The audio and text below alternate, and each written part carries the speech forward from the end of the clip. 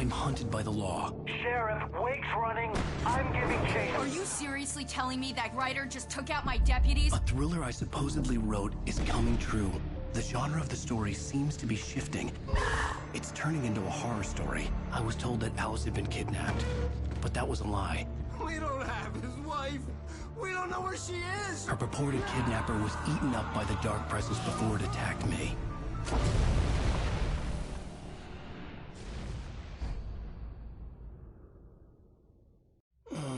Alan, shh, baby. It was just a nightmare. Alice. There you go, Alan. Hartman. I fell. I had to give you a sedative. Don't fight it. You went through another rough period. What? Right now, it's very important that you stay calm. We don't want you to have another episode. You're a patient at my clinic. Have been for a while now. The shock of your wife's death triggered a mental illness. No, you're lying. You're suffering from various symptoms of undifferentiated schizophrenia. Bastard. It's okay, Alan. Just let go.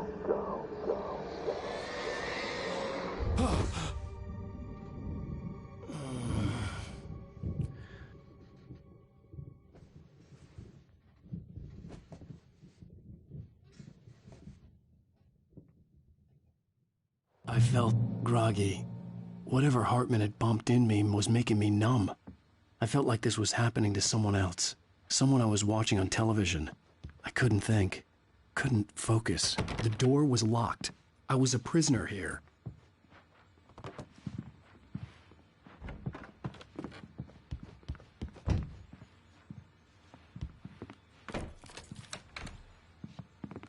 Good evening, Alan. Are we feeling better now? Feeling calm? Yeah. I see you brought your pet gorilla with you. So sure, I'm calm. I get the message. Loud and clear. Why, right. That's the spirit. You're being very brave, Alan. I understand you're confused. I would be more concerned if you weren't suspicious of me. I don't blame you for it. Big of you. Now, why don't you come with me? We'll reacquaint you with my clinic and go over everything you might have forgotten. Little walk and some fresh air? Yes, it will do you good. This corridor is for patients. Most of them aren't here right now. Jack took them out for a fishing trip, except for the ones who are particularly vulnerable, of course. I encourage creativity as a part of the recovery process here at Cauldron Lake Lodge. I specialize in treating artists. I bet you do. Splendid, Alan. I honestly believe we can get this thing under control if we work together. This way, Alan.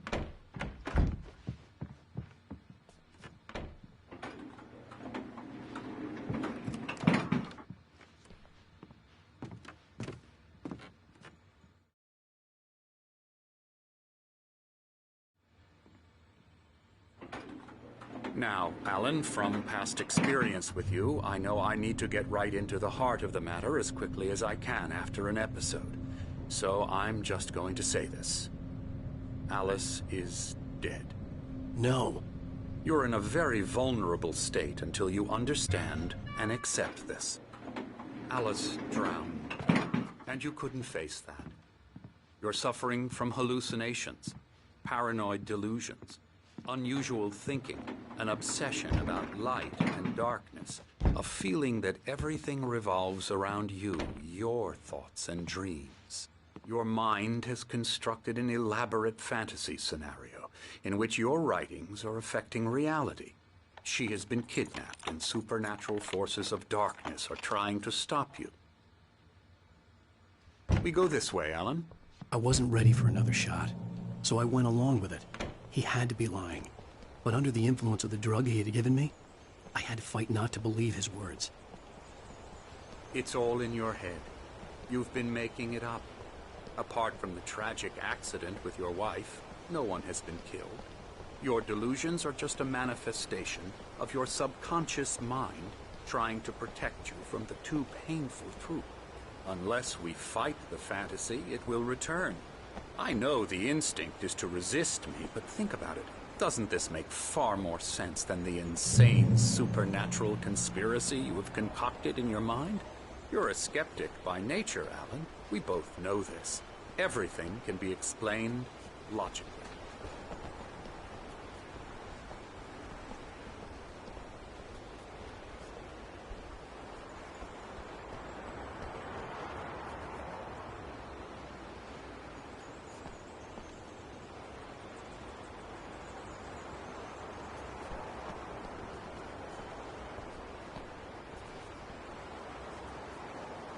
I never get tired of this view. Very inspiring, isn't it? Cauldron Lake spread below us. I could see Mirror Peak on the other side of the lake. I thought I could make out the spot where Diver's Isle had been when I arrived with Alice. Now there was nothing but waves. It seems there's a storm coming. Funny, I don't recall there being a mention of that in the weather forecast. Well, no matter. This way. Follow me. Alan, what I'm telling you is good news. Right now, we're in control. Every time you have a relapse, it gets more and more difficult to resurface from the dark depths of your imagination. Not surprising, considering your profession. Imagination is what you work with. After all your nightmares, this should come as an immense relief to you. If it doesn't, why is that? Because I'm lying? Or because you don't want to admit that you're not well? It's very natural for you to think of me as your enemy. It's part of the illness. I let him talk. After all, Hartman obviously loved his own voice. His words echoed madly inside my head. But I dug my nails into the palms of my hands to stay You need focused. to work with me. Once you accept that, we can begin the journey towards your recovery. Come along. Let's go inside.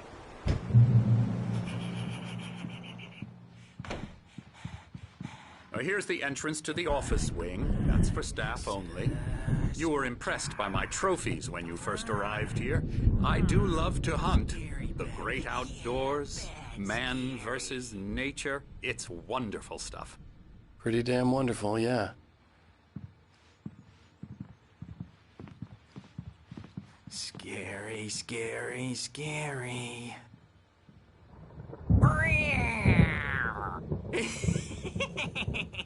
Emerson.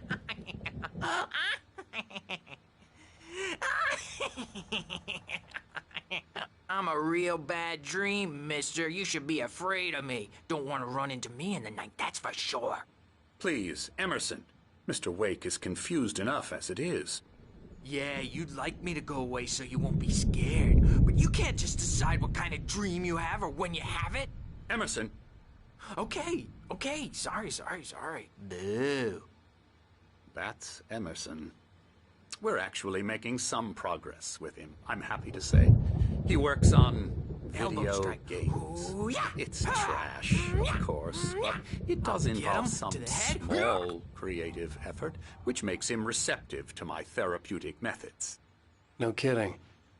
La la la la la la la la la la la la la la la la la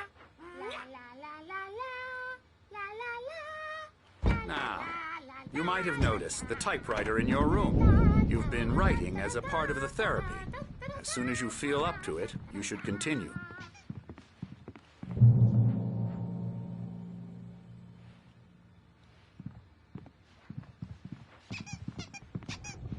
My rheumatism's killing me. There's a storm coming. Oh, what a storm. I hope it wipes this place off the face of the earth. And these two are the Anderson brothers, Odin and Tor. They had how should I put this? A heavy metal band in the 70s and 80s called Old Gods of Asgard. They even adopted new first names to complete the image of Viking gods. After the band broke up, they lived on a farm nearby.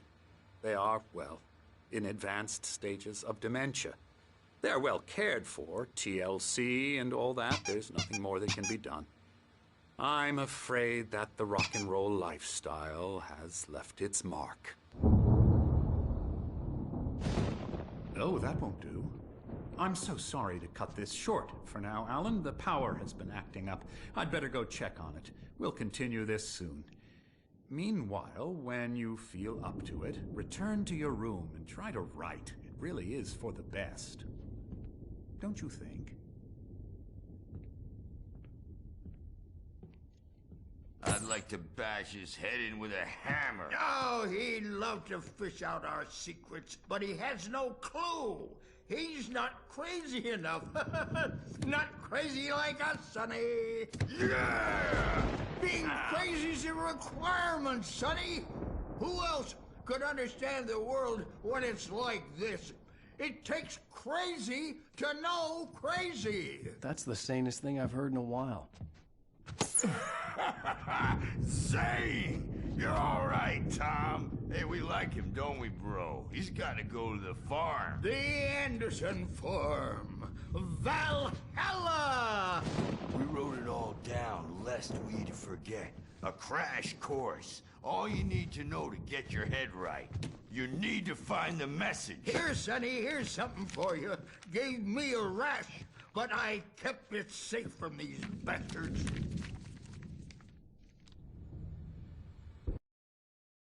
Zane could feel the poems, taking form, shaping things. As he experimented, he imagined he could almost feel the power surging through the keys of the typewriter. It exhilarated him. But there was fear, too. If not for his young assistant Emil, he would have given it up. But Emil convinced him otherwise. He, too, had a way with words. My head was clearing up, or according to Hartman, I was sinking back into the fantasy. I was convinced he was lying to me. About everything. Crazy or not, the Andersons made more sense.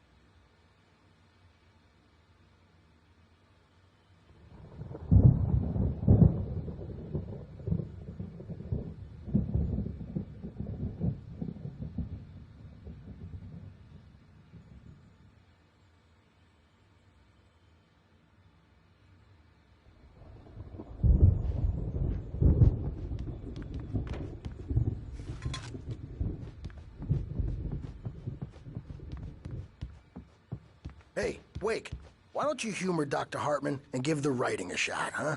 Typewriter's in your room. You can get to your room by those stairs, Wake.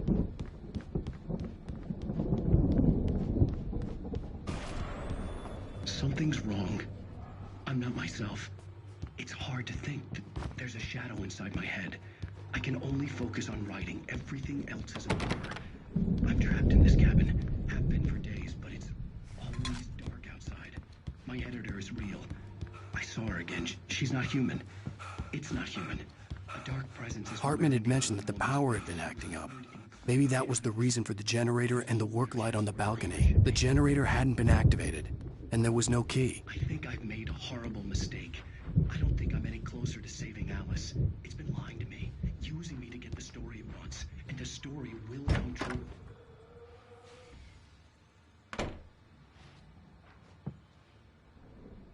Hartman wanted me to write. I knew I couldn't, but I figured I should just play along for now. It was the only thing I could do with Nurse Birch watching me like a hawk.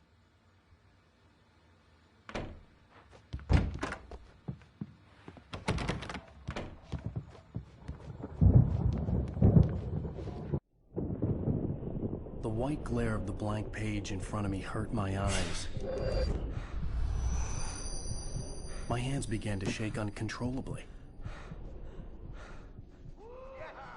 Everybody, calm down. Put that down. Bert, I need help. Hey, Wake, you stay here. I'm gonna go see what's up. You just keep doing what you're doing. Be cool, okay?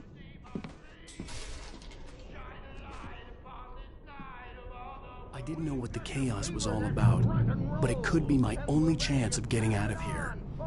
Here it comes. I don't know. Here's a friendly poke from Mjolnir, wench.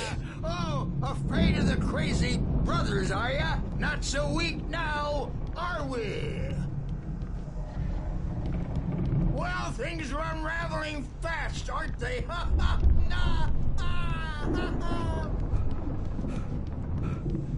Sinclair looked bad. That wasn't a love tap. The crazy old fart hit her hard. If she was one of Hartman's goons, she had it coming. I had to get to Hartman's office. He had taken all my manuscript pages. That's where he'd been keeping them. Come out and face the music, Birch. It's time to pay the piper.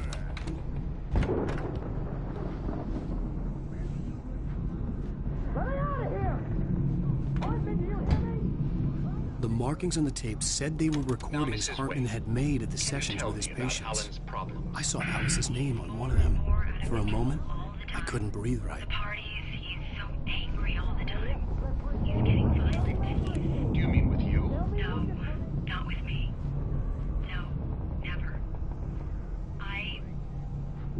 Sometimes I almost wish Alan would take a swing at me, because at least that'd lead to a conversation he couldn't just march out of. But no. He Let just me out now. doesn't really sleep. Just let me out! Well, he's not writing at all. He sits there for hours and just gets more and more frustrated. And I can't talk to him. Yes. Tell me, Mrs. Wake. What would you say to him if he'd listen? I don't know. I want to say, I look at you, and it's not you. Just some stranger who resembles you. Looking out from behind your eyes. And I don't like that guy much. And now it's all gonna go to hell. But you don't ever say this. No. I've tried, but he's not listening. He's too deep in his own problems, always going on about something else. I'm so afraid I'm gonna lose him, and we're not even talking anymore. He doesn't let me in anymore. He just keeps me in the dark. I'm so alone here, even when he's home. Please help me, Doctor, because I'm at my wit's end. Well, if you can just get him here, I'll absolutely do my very best. Yeah, but Doctor, you need to be careful with him. He's not just going to listen to you and cooperate. He's the most stubborn man I've ever met. Well, I'll be sure to bear that in mind. Hearing her voice, what she was saying made me happy and sick and guilty all at once. Worst of all, Rudolph Lane's I case is recognized the interesting. words. He was The phone completely call blocked, from her. and frankly, It I had was been a about to cut-up of discard this. him as useless. Just a recording. However, once Wake arrived and started writing, something changed in Rudolph. He's producing extraordinary work, increasingly dark pieces. Unfortunately, he doesn't respond to direction at all, and it's my belief that he's not so much a creator as an illustrator, perhaps, a recorder of sorts. I hadn't considered the existence of such a role before, let alone its implications, but the paintings he has produced are informative. At least he's easily controlled and useful. I wish I could say the same about Wake. The photo on the wall caught my attention. In it, the clinic staff was standing outside the lodge. I knew the man next to Hartman. He was the kidnapper. Hartman had been playing me all along.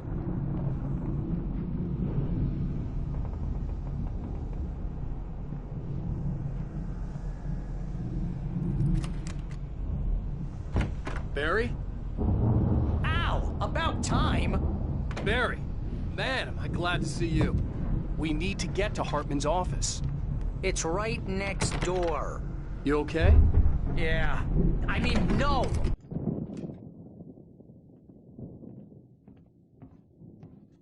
These were all the pages I had on me. And more.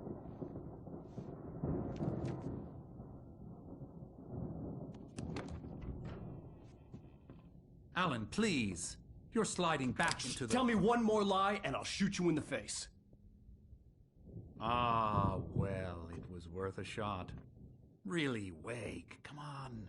Let's work together on this. You have no idea... Hartman, shut up! Barry, get out of here. I'll catch up with you. Get a car. Oh, Al, let's just... Go! Wake, listen to me. This is a mistake. Don't you see?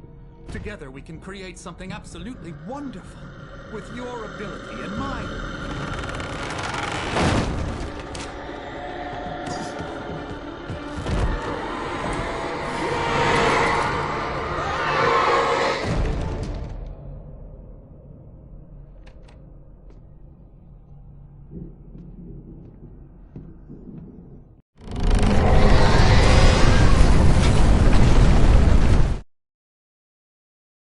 Hartman followed the fall of Alan Wake with his binoculars.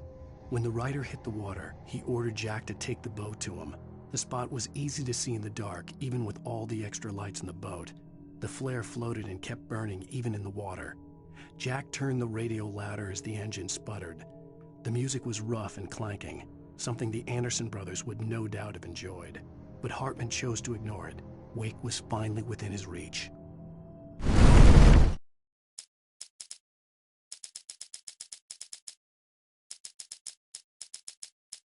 Hartman wasn't happy. Mott could see it in his eyes. He quickly lowered his own. He had made a mess of it, and he knew it. The shame of failure was hard to bear. He hadn't expected Wake to say he needed more time, and he blurted out 2 days, less than Wake had asked for to show him who was in charge. But that wasn't part of Hartman's plan. Presents were all night long. I had to find a way out.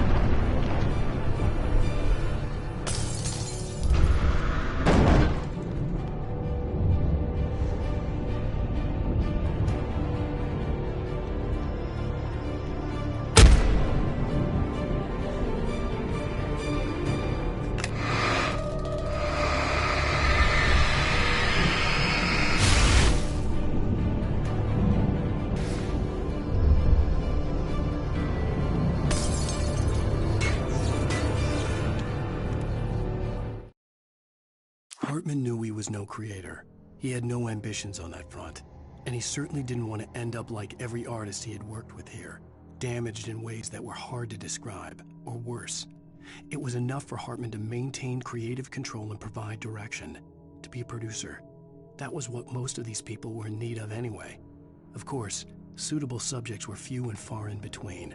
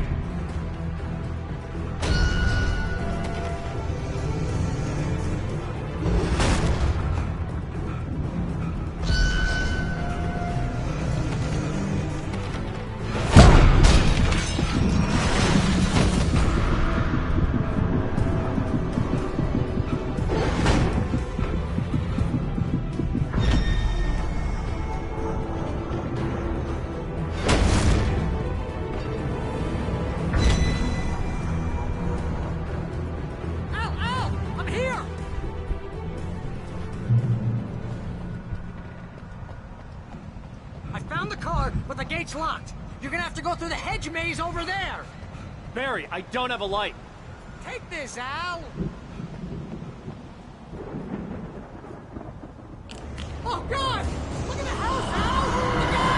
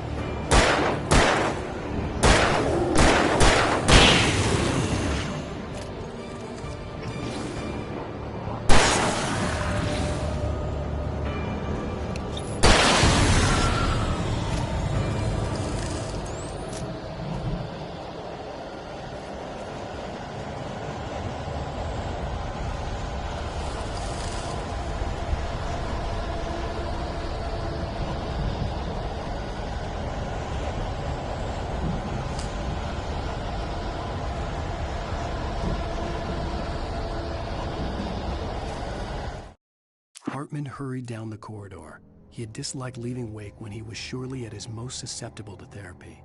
But this was not an ordinary storm. Wake had been writing, and he had woken something up in the depths of the lake. Now, it was coming for him. Hartman had naturally prepared for a situation like this. The idiot brothers would keep Wake distracted while Hartman double-checked everything, just to be sure.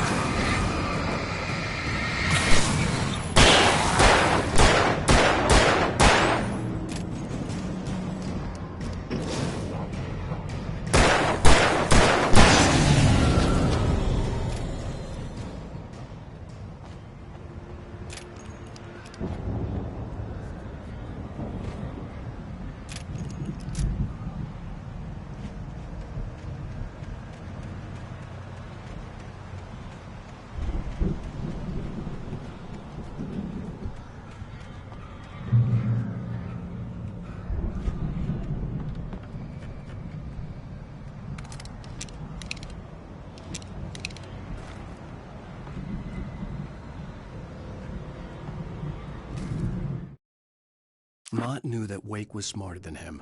Wake had more money, a beautiful wife, everything. And Hartman said Wake was important. That made him better than Mott. But Mott was calling the shots now. He'd expected Wake to whimper and grovel, but instead, he seemed willing to fight. Mott knew he'd gotten under Wake's skin. If only Mott actually had his wife. The thought made him shiver.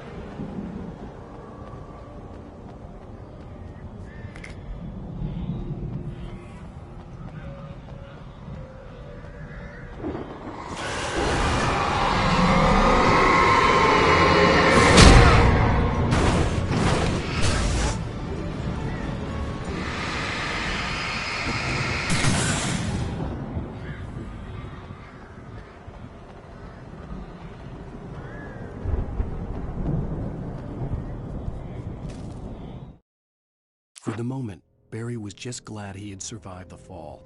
He had been separated from Al, and there was no easy way to climb back up. He told himself he'd be okay in the gloomy forest at night. He would just have to wait for a while for Al to find his way down. Barry turned when he heard the heavy footsteps and saw the movement. The man-shaped shadow lunged at him from the bushes, an axe held high. Barry screamed and threw up his hand. The world exploded.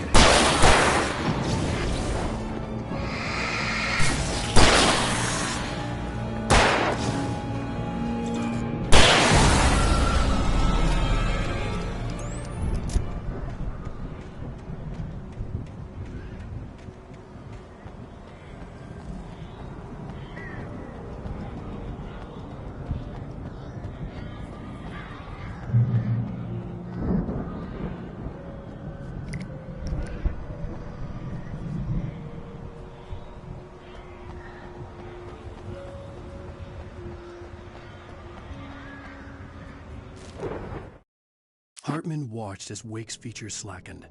The man was bullheaded, no doubt. Even lying on the bed, he'd almost broken Hartman's nose the second time. But with a little time, he could break Wake down, give him proper direction. Wake was easily the most promising subject he had had. Well, since Tom, really. "Sleep well, Alan," Hartman whispered with a smile. "Let me take care of you." He sniffed hard to clear his throbbing nose, swallowed blood, and barely tasted it.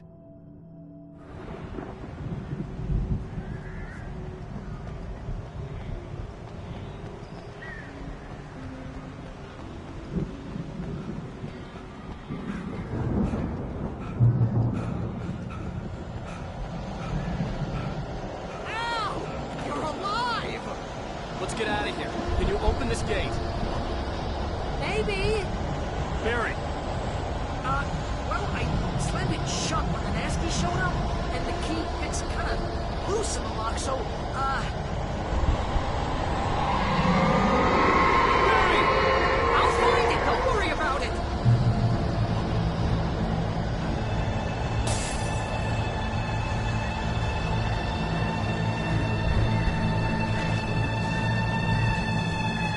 Hurry up, Barry!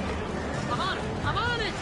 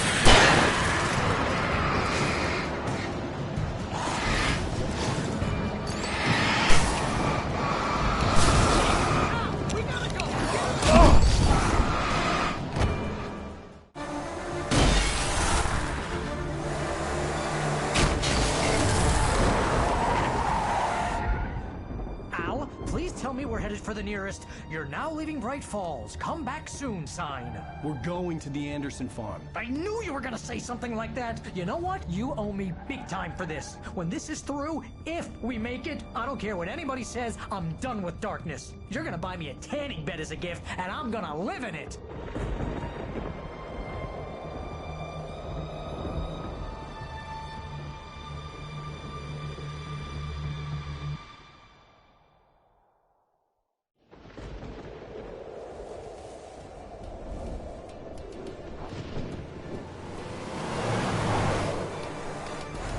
crazy, but that's fine, Barry.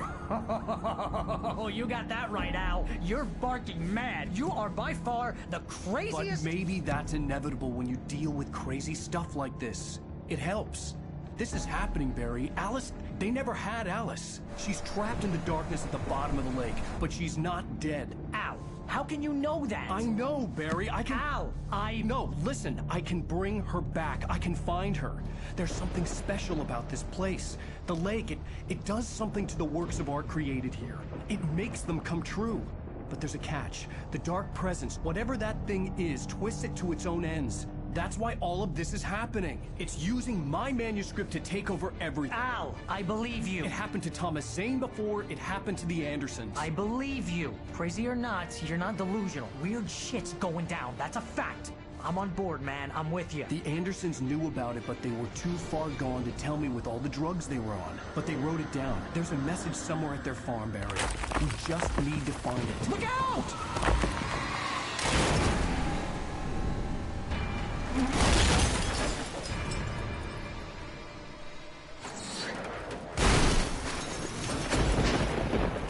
Al! God damn it, Al, talk to me!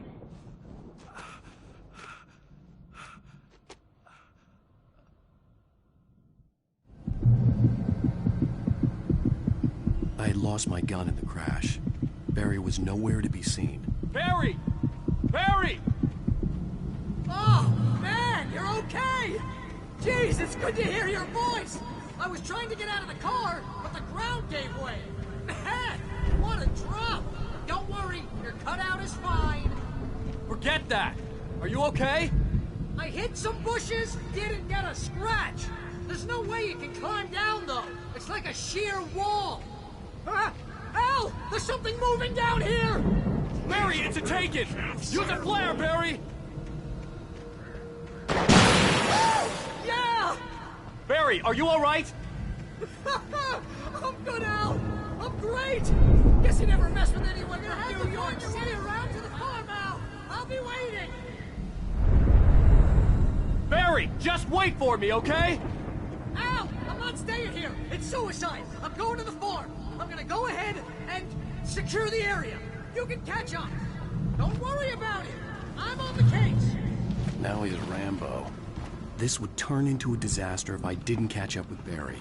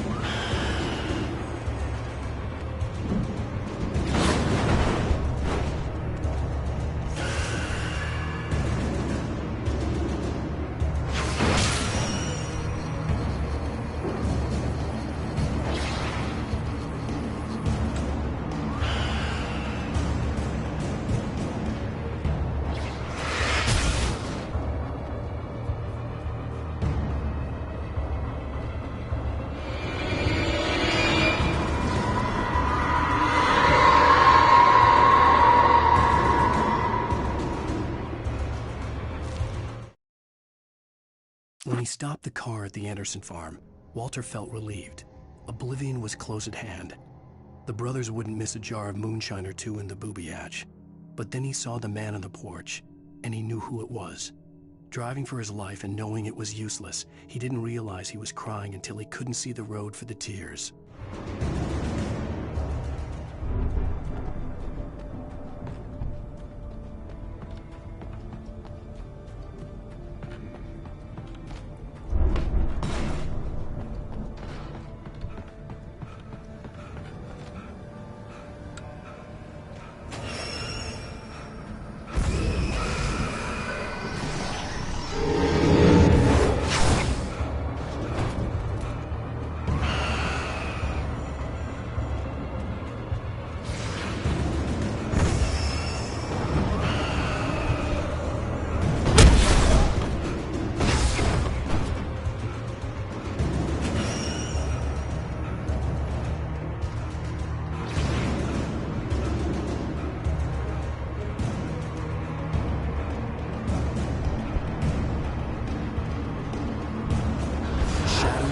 the gate. I needed a light to destroy them to get through.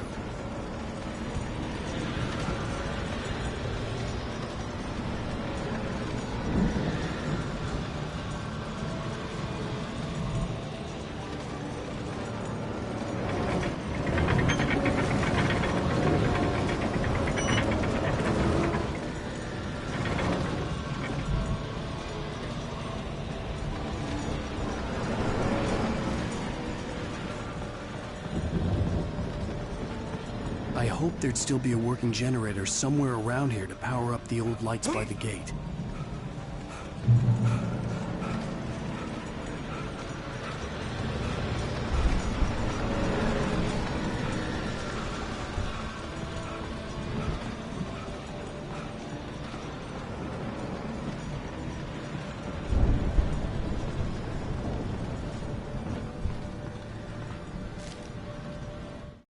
Agent Nightingale stared at the passed-out rider. The man was sleeping off one hell of a night. Nightingale felt a stab of envy at Wake's oblivion, but he had a job to do. He put the gun to Wake's head and almost became a murderer. His hand shook and his throat felt tight and dry. Biting his teeth, he tried again to pull the trigger. He lost the nerve. Wake stirred. Nightingale would have to settle for an arrest.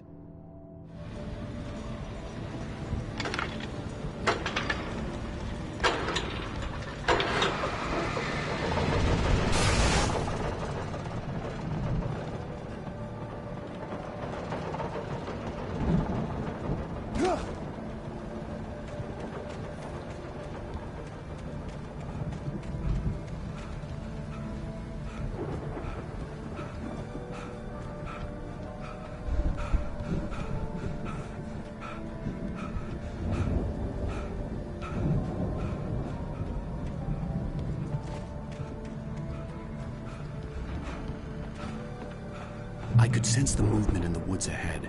Facing the enemy without a weapon was dangerous, but I had no choice.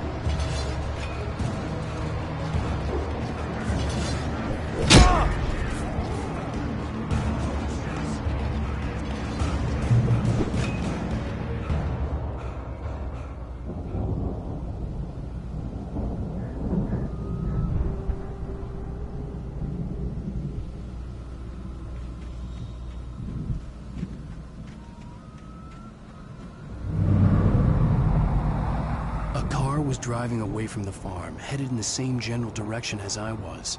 For all I knew, it was Barry, caught in the consequences of leaping before looking.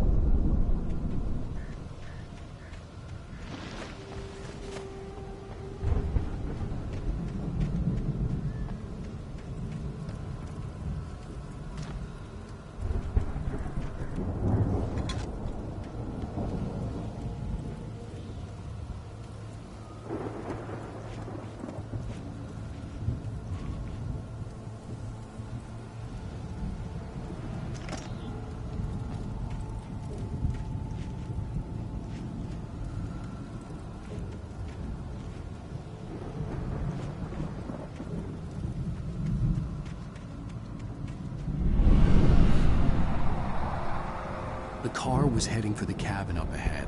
It wasn't far. If it was Barry, I would see the damage soon.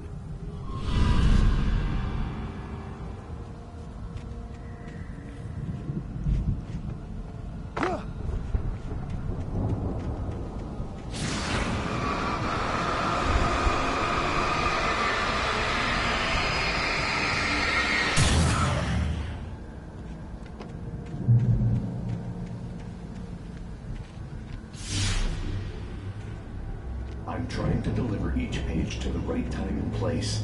I'm trying to show you how the story goes. I had seen glimpses of the light before. I had seen it in my dream. It was a strange spaceman or a diver. The dark presence followed the choreography laid out to it in the manuscript, growing stronger and stronger, moving like a storm from one scene of destruction to the next. But it was still bound to follow the story and chained to the dark place it came from. When the story reached the end it longed for, it would finally be free. Bulky suit. He was the one who'd been placing the pages on my path.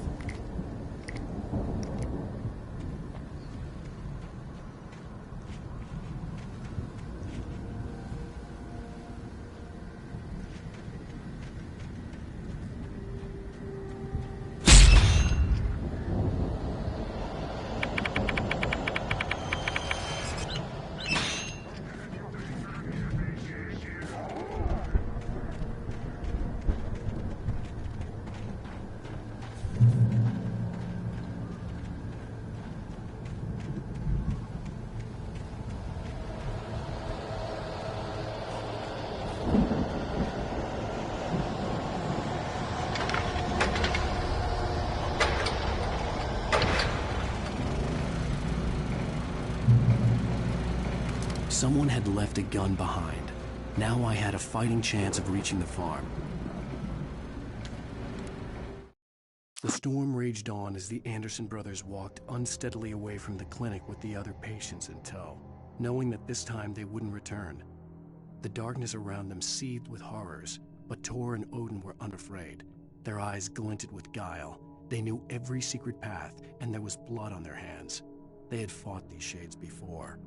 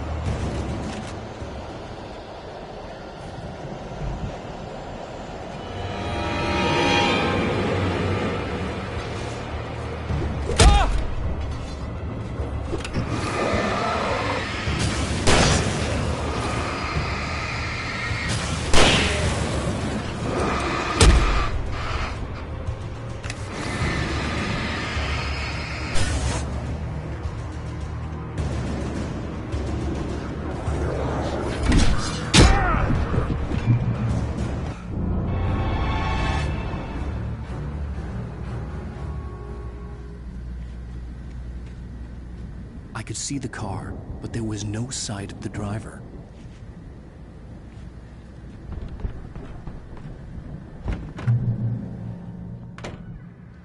Hello?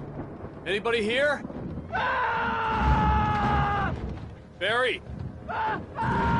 No! Danny, you're not! Please! What are you? No! Don't! I'm sorry!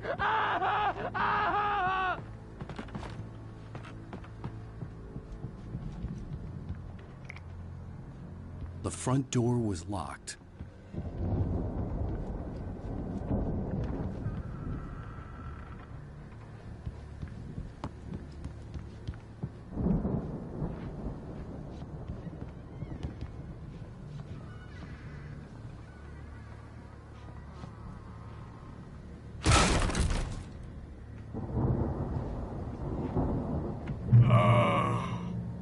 I know you. You were in jail the other day. I went to the farm again for the moonshine, you know? It makes you see. They're not gonna miss it. They're in the loony bin. My buddy, Danny, I lost him. Something's gone wrong with him. It's not him. Like a real bad follow-up to a real good movie where the best friend's suddenly the bad guy who wrote this crap anyway.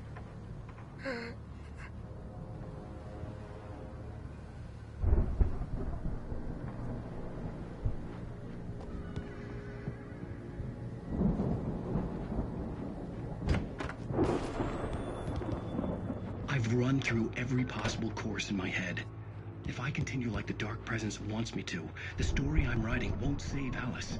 It's a horror story, and it's going to kill her, and me, and everybody in this town. No one will survive. Darkness will consume everything. This is what it's wanted all along. It will be free, unstoppable. It used Alice to get to me, dangled her in front of me to keep me going. It was never going to release her. I'm going to change this. I'll escape. I've written myself into the story. I'm now the protagonist. This feels like a risk, but it's the only way to save Alice. There's no idea of telling the story just as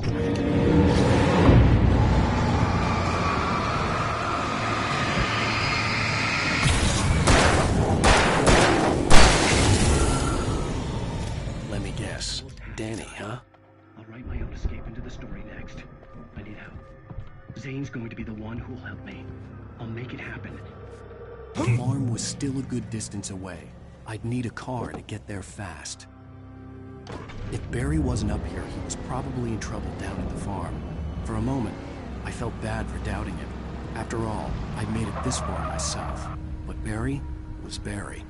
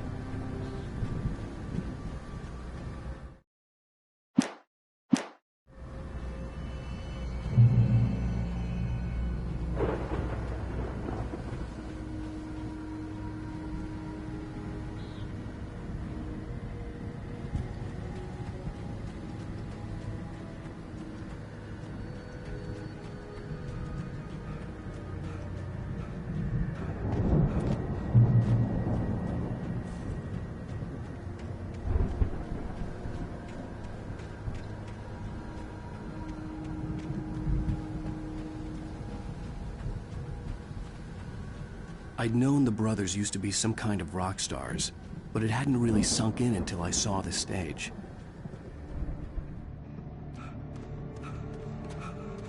Ow! Run! Incoming! There's too many of them!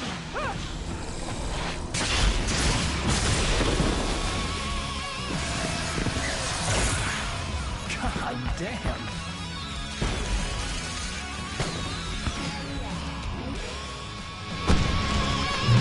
So glad you decided to go it alone, Mr. Johnson.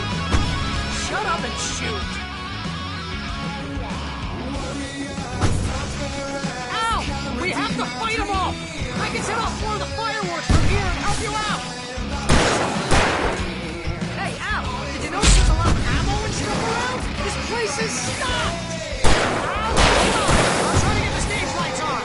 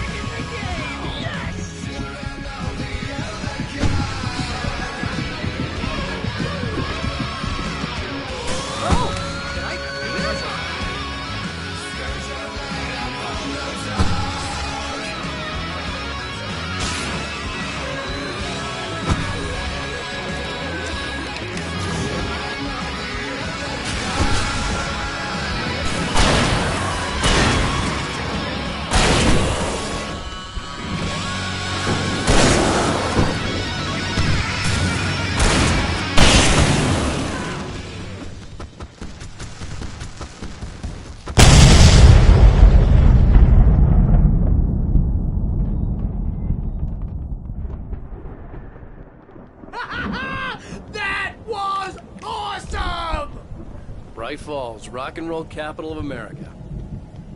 Hey, Al! This way to the farm!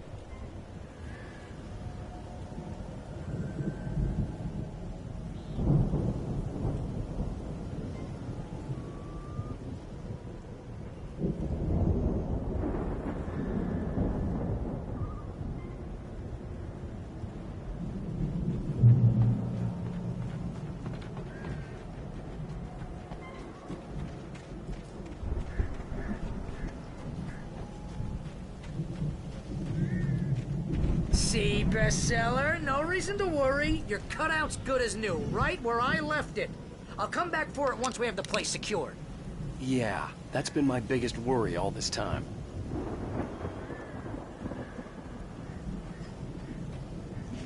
We need to get this thing moved out of the way. This is as far as I got before they ambushed me.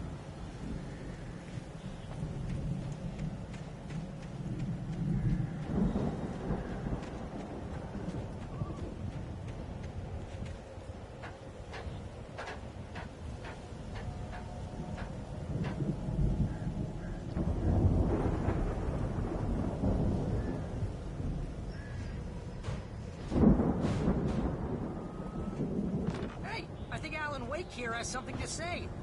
What's that, Al? Ooh, I'm Alan Wake. I'm always right about everything. And if I don't get my way, I'll sulk all day long. I'm always intense and moody. It makes me very attractive and weird. Wow! You look at that thing, Al! They really went all out with this Viking crap, didn't they? Look at all this stuff! Sleep. We all spend a third of our Night dreams in its Springs! soft embrace, Man! somewhere Brings back between memories. fantasy and Hey, oblivion. remember when I got you that gig? But dreams Your first are a way real of writing forcing job. What themselves got you into started? life, Was this one of your or vice episodes? versa. In Night Springs. Tonight's episode. It's 1976. Madness reigns at the Anderson farm. Contrary to all logic, the headiest ingredient of their moonshine is unfiltered water from Cauldron Lake. The Andersons feel like gods. Odin can't stop laughing. He contemplates cutting his eye out. Tor runs across the field, naked, shrieking, hammer in his hand, trying to catch lightning. Their songs have power. Something ancient is stirring in the depths, coming back. Dream of dreams. That's by someone else. The Viking boat looked imposing, almost like a battering ram. By a decidedly mundane situation.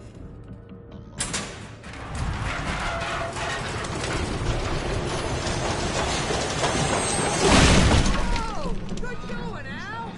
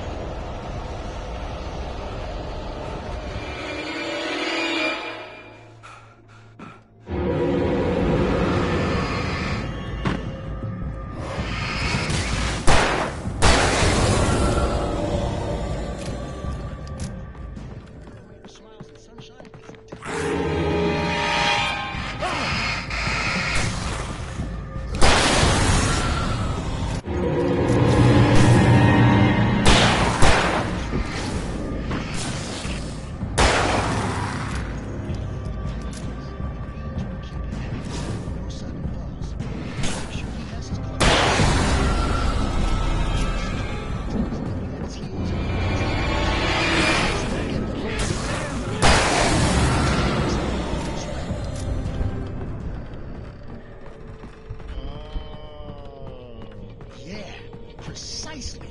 So we wait till he wants to be.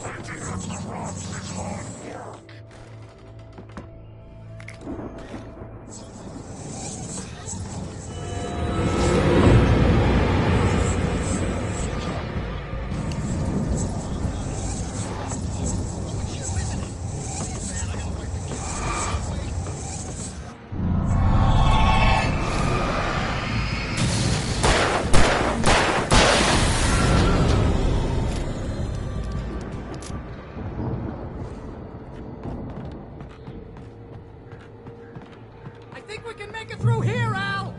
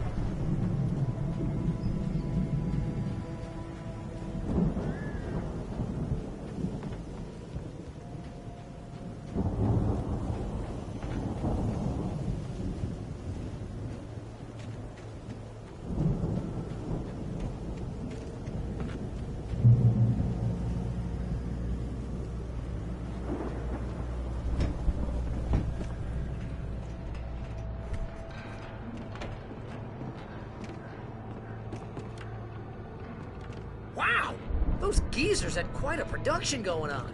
Ooh, you know what, Al? If we make it through this alive, I'm gonna The start door was representing- barred from the other Yep, side. Sell this stuff online, I'd have to get find a another reality way. show going, release a new single. Good luck with that, pal. Hey, you find us a way out here, okay? Take a closer look at this stuff.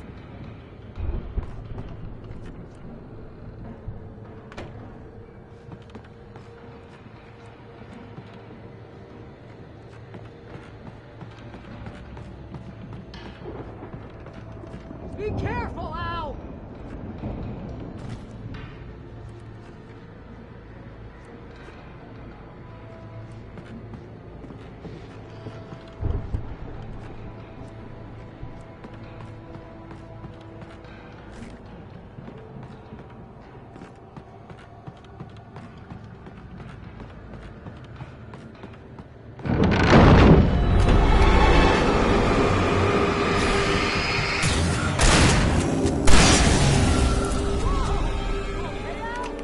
I'm good. Keep your eyes open, okay?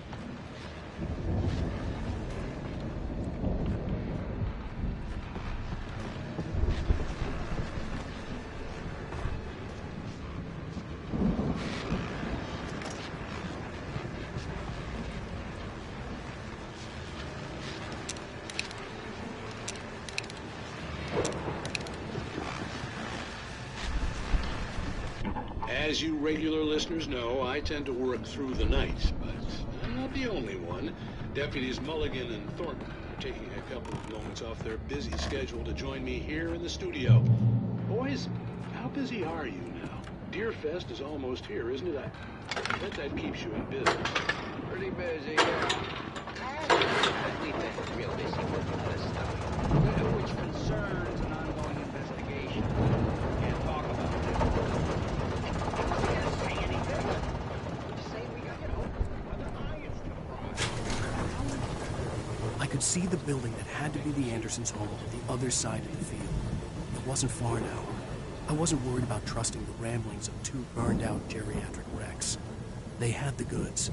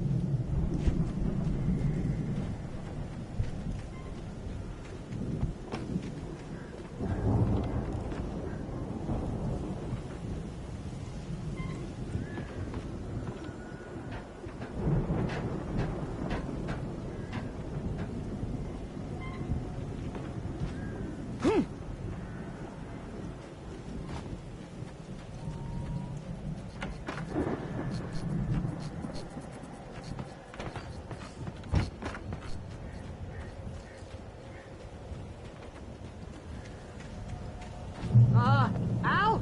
Is that you out there, I buddy? had to find a key to get Barry out. Yeah, it's me. Hang on. I'll try to find a key to get the door open.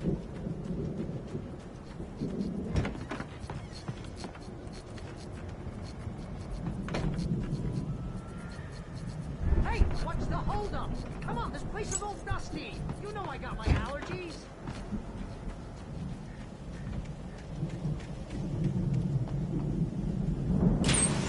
Come on, Al, open the door. Hey, let's go, man.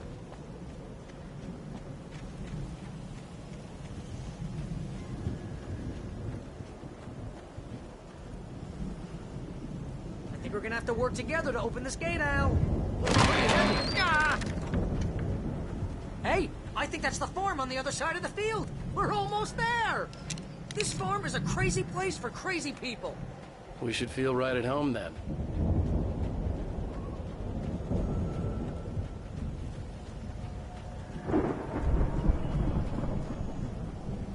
Come on, one more gate. Let's do it.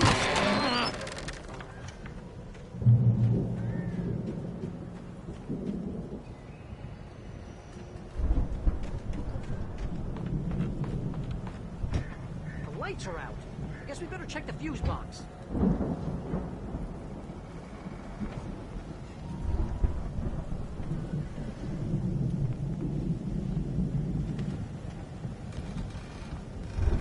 You know, this place looks kind of lived in. I thought the Andersons were in the booby hatch.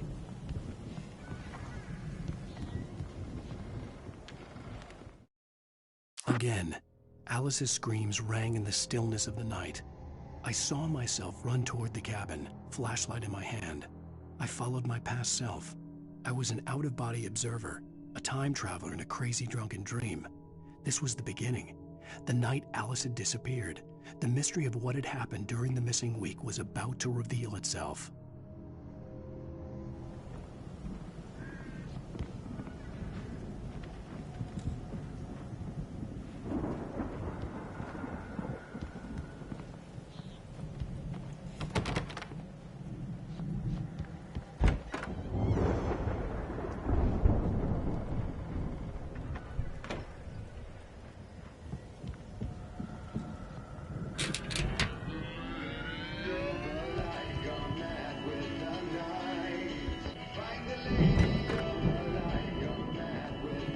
Can you hear that, Al?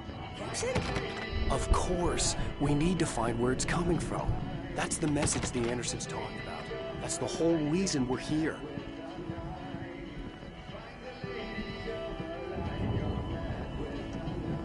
Lady of the Light? Oh, that's gotta be what's-her-face, the crazy lamp lady from the town. Cynthia Weaver. Right. Must be.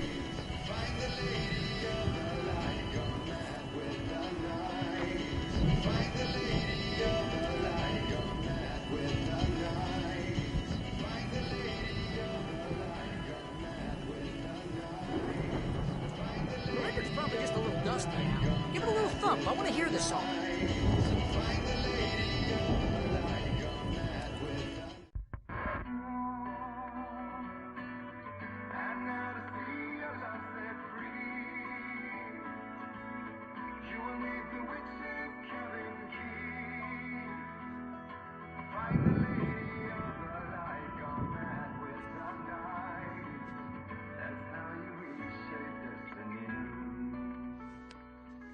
Okay. We need to find Cynthia Weaver. We'll stay here for the night and head back to town as soon as it gets light.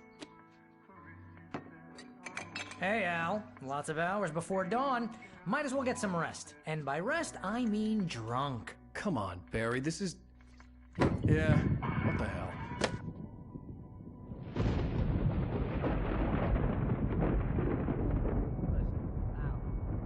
I'm sorry about this. No, seriously, because I know we don't get along, but we're gonna find her, right? And even though you're a crazy bastard, I'm gonna stick by you, no matter what, ever, Al. Sure, like a brother. I'm a writer, goddammit. Correct. If I just wanted to, I could write 10 books a year. And they'd be the best books that year. No, you couldn't. That's right, I couldn't. But I could, because I'm a writer. What? What do they put in this stuff? feel like my brain is coming out of my nose. I'm gonna get the recipe off those coots and be a booze millionaire. I just miss her, Barry. I just want her here with me. I know, Al. I know. It's gonna be okay. We're gonna make it okay.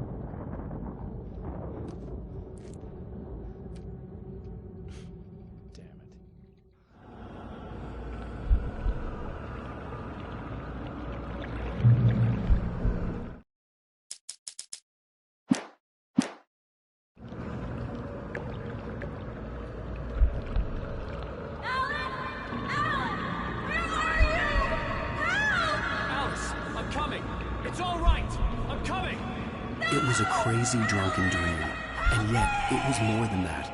It was the truth, a suppressed memory unearthed by the Andersons' moonshine. I was there, an out-of-body observer.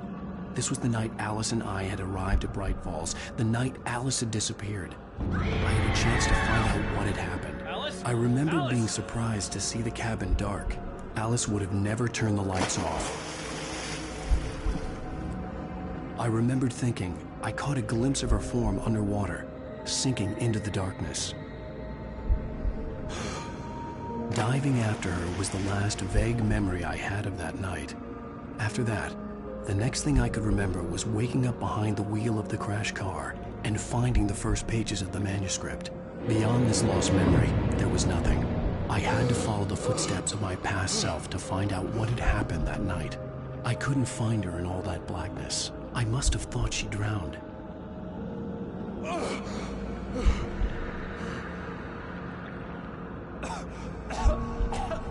Alice! Jagger had Alice, and so she had me. Alice!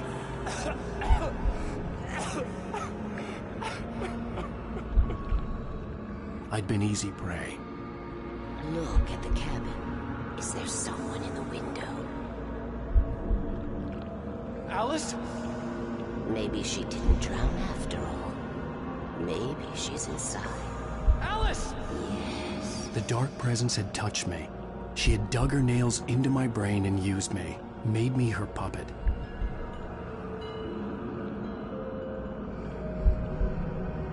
She must be here somewhere. Maybe upstairs in the study. Alice! Yes, that's where she is. You can apologize. Alice! You'll laugh at the whole thing together and put it behind you. Alice? She's not here. You were foolish to think so. No, she's dead. She drowned. No, no, no! It's your fault your wife is dead. You are guilty. All she wanted was to help you right. You killed her. Oh, hush. There's still hope. Cauldron Lake is a special place. Here, you have the power to change things. She wanted you to write. I will tell you what to do.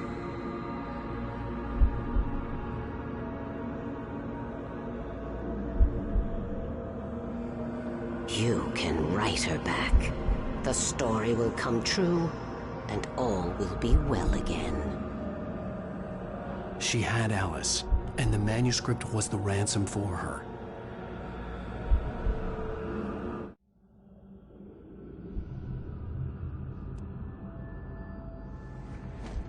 Yes. All right. I'll fix it. I'll bring her back.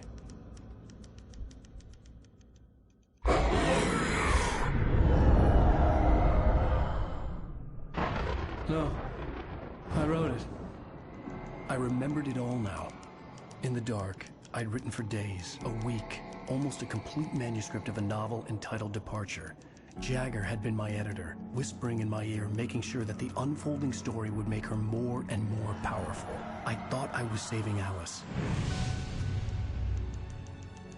Even with the cobwebs she put in my head, some part of me had been aware enough to write my escape into the story, to bring a light into the cabin to release me before I could finish, to interrupt the horror story before the ending, where darkness consumed everything and everyone.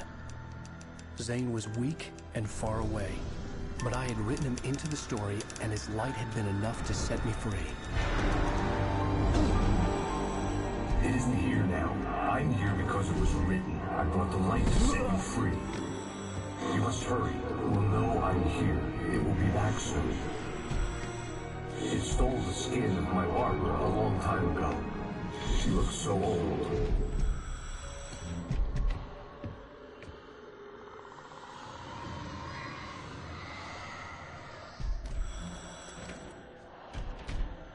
I had woken up, confused and groggy, my mind consumed by darkness and fear. All I could do was to escape.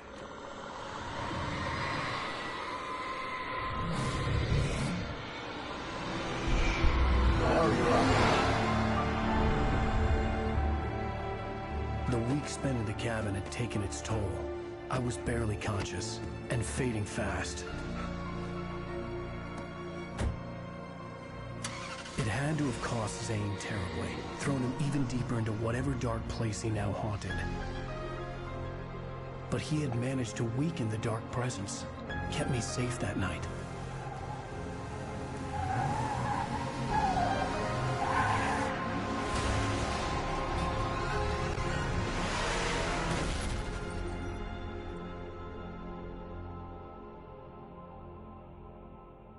I wrote it. It's my fault. That's right, James Joyce. It's your fault, and you're gonna pay for it.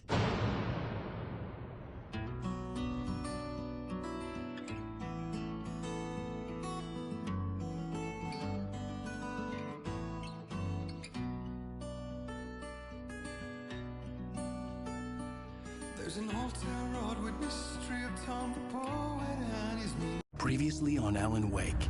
Under the influence of the dark presence, I wrote a horror story that is coming true. Jagger had been my editor, making sure that the unfolding story would make her more and more powerful. Some part of me had been aware enough to write my escape into the story. Together we can create something absolutely wonderful. The lake, it does something to the works of art created here. It makes them come true. My mom gave me this old light switch. The clicker. Alice is being kept in a dark prison. I need to find Cynthia Weaver to fix this. It's your fault, and you're gonna pay for it. Well, we're expecting a record crowd from the neighboring counties. Naturally, we hope to break the record set by last year's Moose Fest in our neighboring town. Ladies and gentlemen, some people have asked me, what's the big deal about Deer Fest? And I think that this sums it up.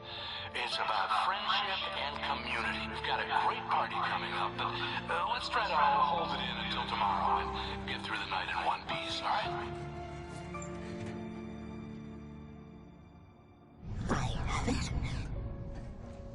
Someone will come for it when the time is right. Thomas said so. He wrote it. The key is insurance. It's my job to keep it safe. Safe in the light. Always in the light.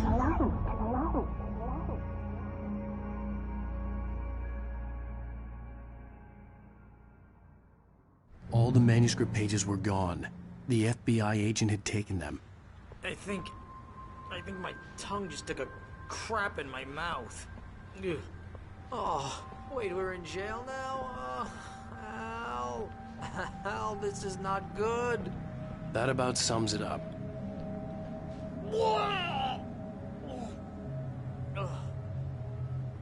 Oh, I am never drinking again. I need to talk to Weaver. She's the one in the song. The Lady of the Light.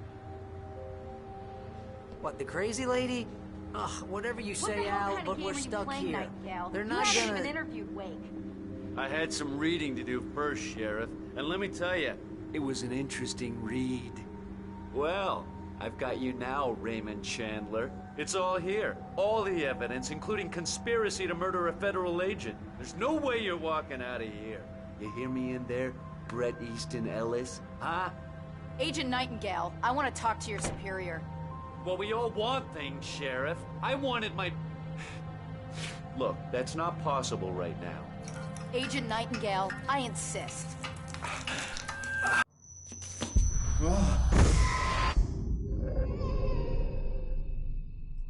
Wake, what's wrong? Lady, are you stupid? It's a trick. It's an obvious trick. Okay, I've had enough of this crap. Wake, I'm gonna trust you with this. You're joking. Agent Nightingale, your opinion would matter more if you were sober and if I actually believed you were here on official business.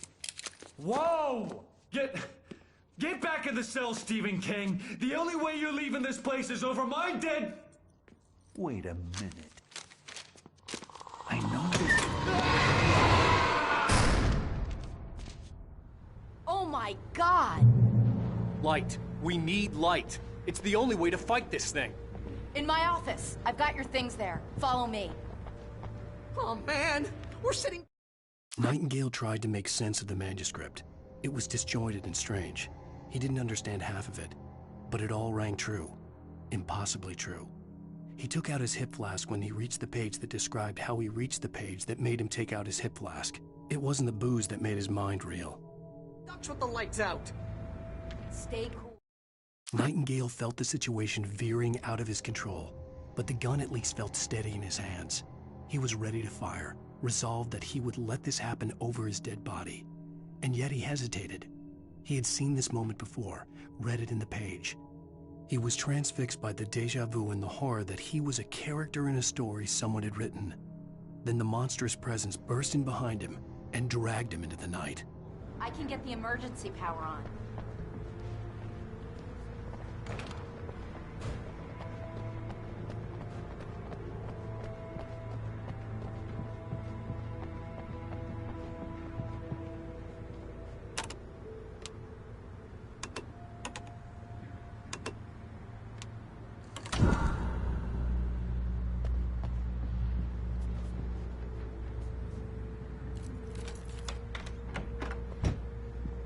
Here are your things. Wait, what do I need to know? What do you need from me? They can be hurt in the light, only in the light. And I need to find Cynthia Weaver. She can help me stop this. Light. Check. Cynthia. She lives in the old decommissioned power plant. I can get you there pretty quickly in the rescue chopper. Come on, let's get back to your friend. Wheeler, I need you to stay here. What? No. We're going to fetch our ride, but I have friends who need to be warned about this, and I can't be in two places at once. I need your help. Well, okay. Here's a list of people and phone numbers. I need you to call them and tell them you have a message from me. Night Springs, okay? They'll know what to do. Night Springs? Like the TV show? Gotcha. Oh, hey, that radio guy is on the list, Maine. Who's Frank Breaker? He related to you? My dad. Hey, is this like a secret society? Can you do this? You'll be safe here. The backup power's on. These guys need to be alerted, just in case we don't come back. You'll come back for me though, right? As soon as we get the chopper ready. Thanks, Wheeler. I owe you one. Okay, let's go, Wake. Through the back. My hangover wants a pizza. You think there's any way I could order one, Al?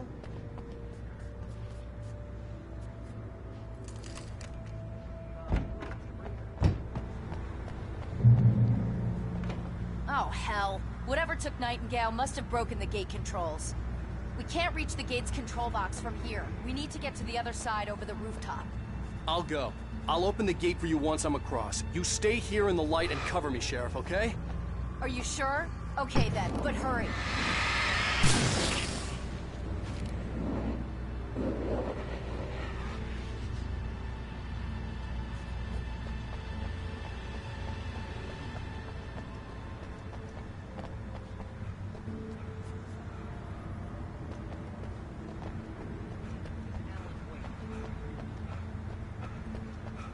I needed to reach the rooftop to get to the other side of the broken gate.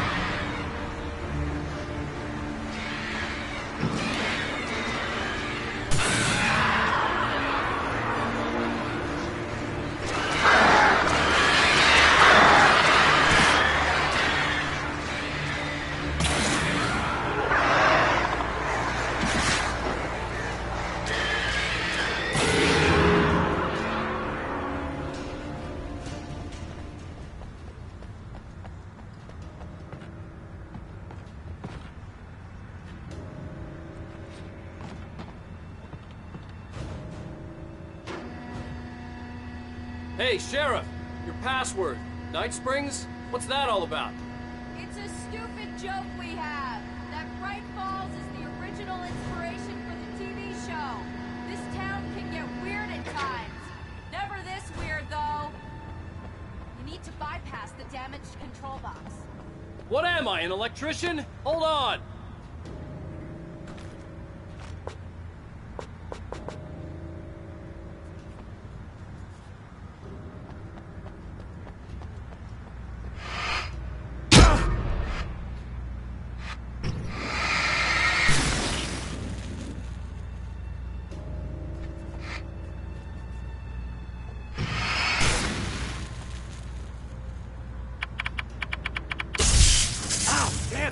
That's smart. to the chopper are there.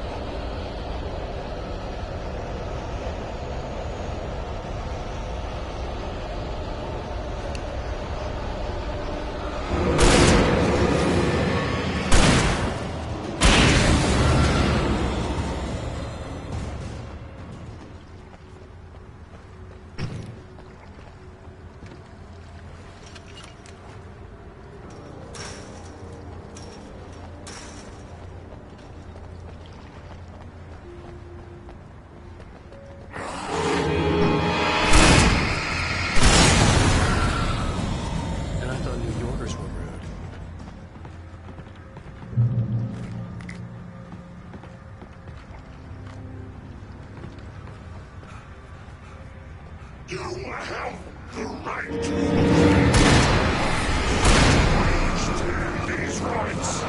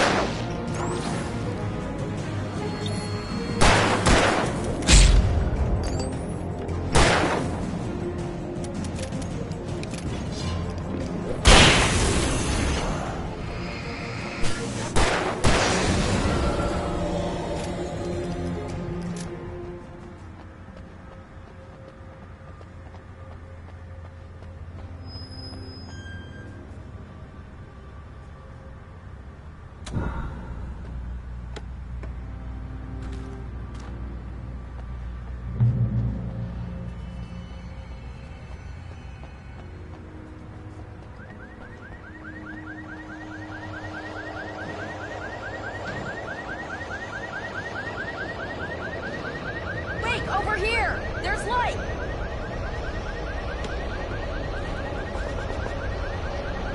I have a key. Watch my back, Wade.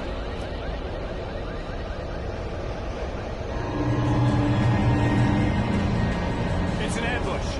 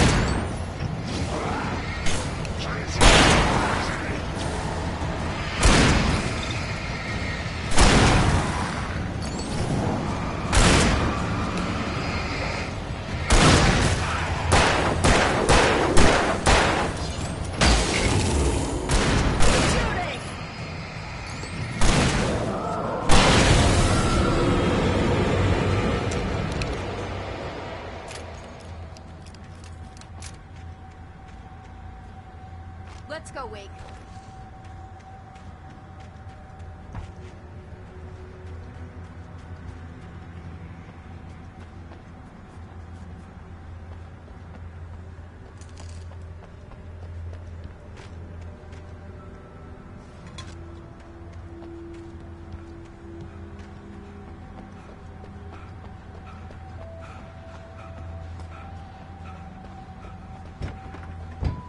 Okay, someone's messed with the fuse box here, but you should be able to jury-rig it while I find the keys.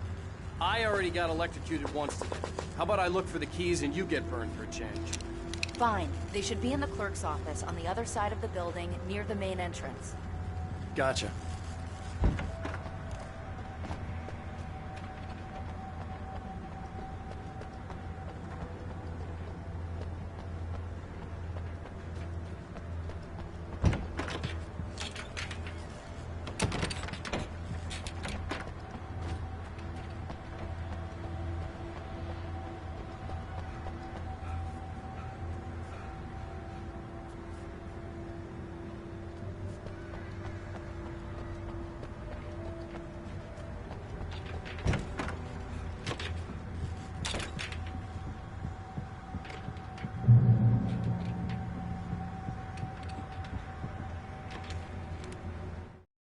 The darkness that wore Barbara Jagger's face was furious. The story in the manuscript had been making it stronger all the time, but now the light had set the writer free and hurt it, weakened it.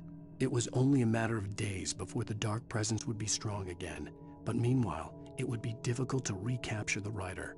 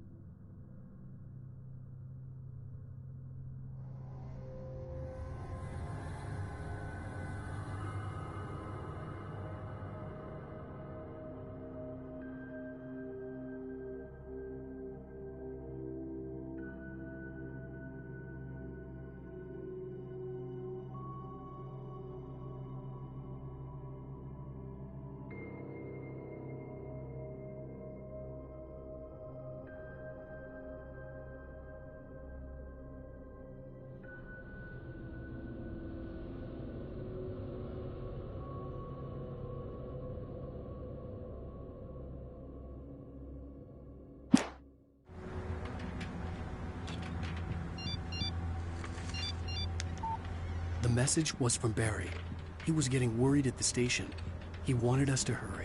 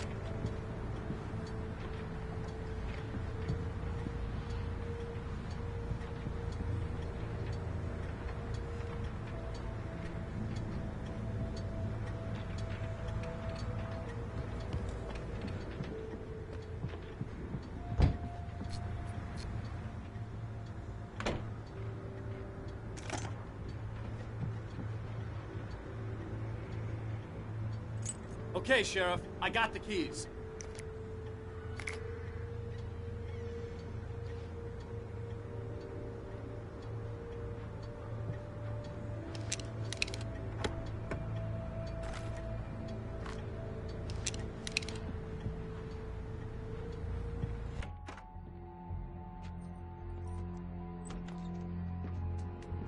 Barry? Why isn't he inside? Oh, God. Oh, God.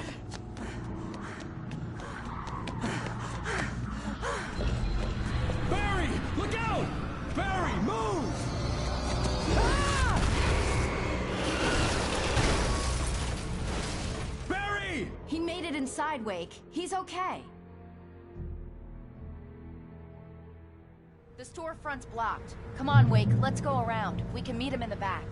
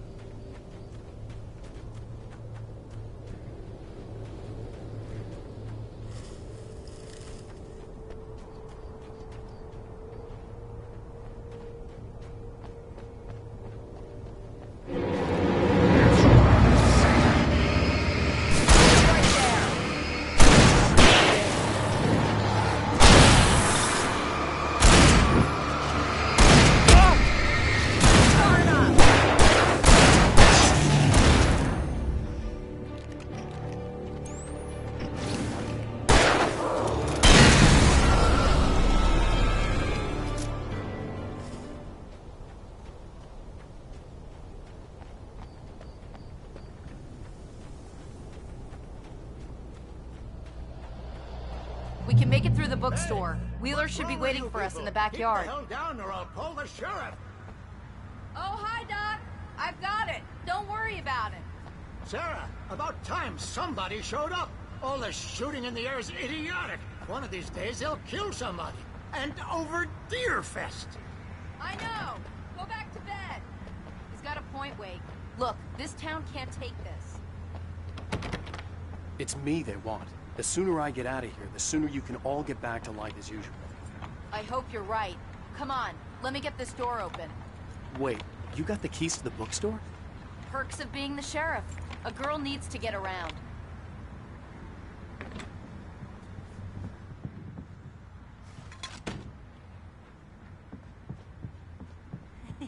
They're really taking advantage of your presence here, Wake. I heard they're selling... Cynthia Weaver worked hard, following her obsessive rituals, sometimes fighting them, always giving in to them in the end. She haunted the halls of Bright Falls' abandoned power plant. She marked her caches with light-sensitive paint that could only be seen by eyes that had been touched by darkness and saved by light like she'd been. She was preparing defenses and supply lines for the war she knew would come. The war between the forces of light and darkness. A lot of your Alex Casey books. Right now, I'm not a big fan of my own writing.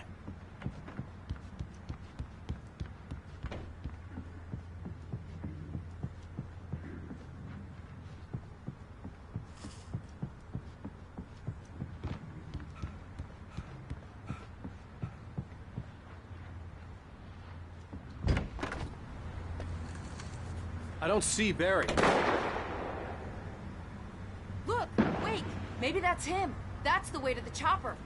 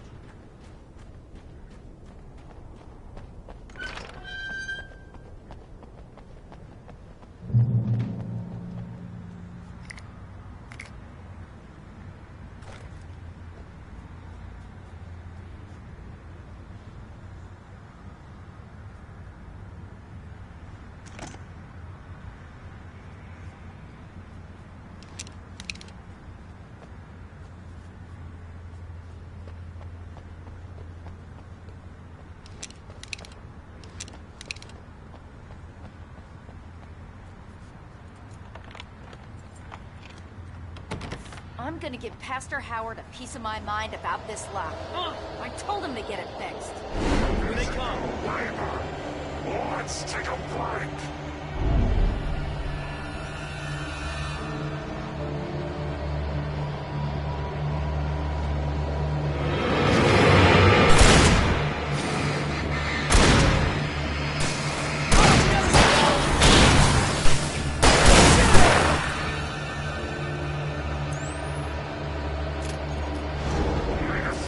fatty acids are good for your heart.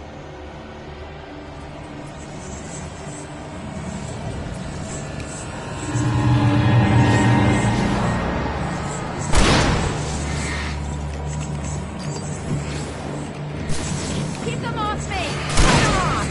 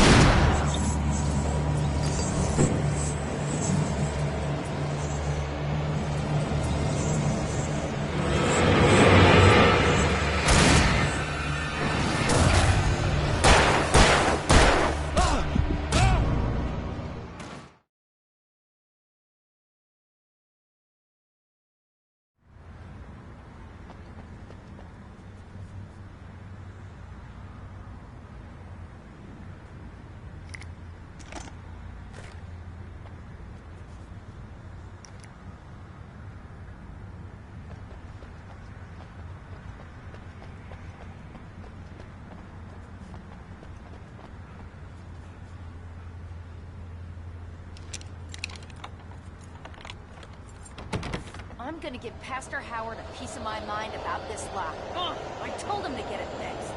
Here they come. Let's take a break.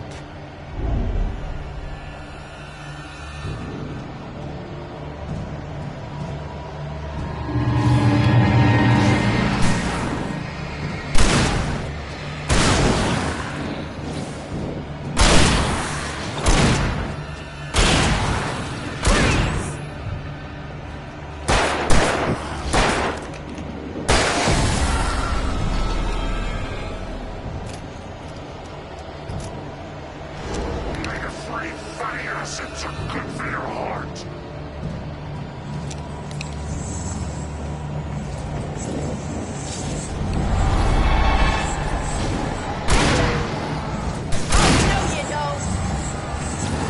Keep an eye out! I lost that one!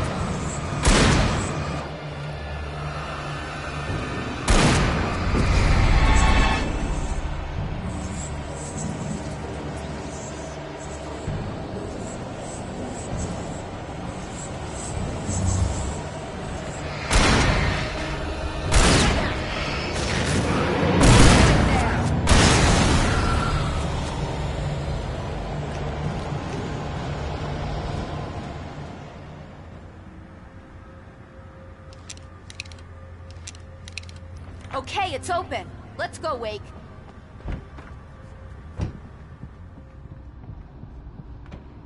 Wow. We keep them lit all night long on the night before Deerfest. Why? Well, it's tradition.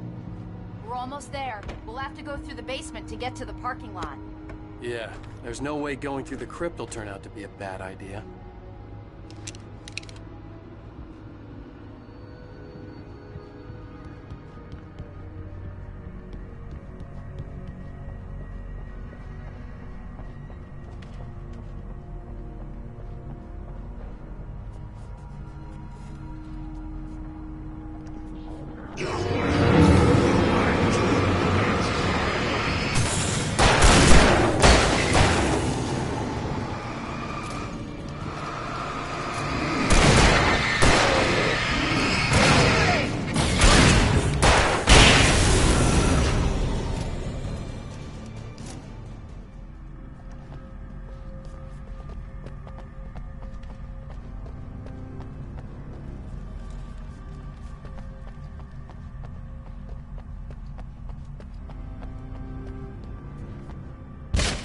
Did you call 911?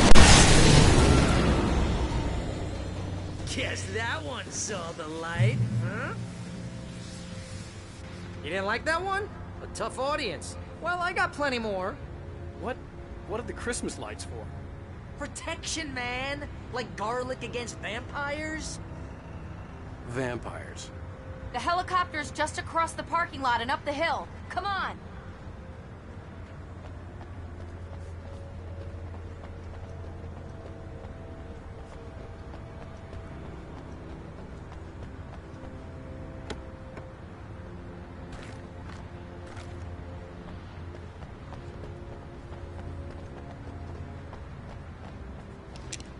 The Bright Falls General Store is now my favorite place in the entire world.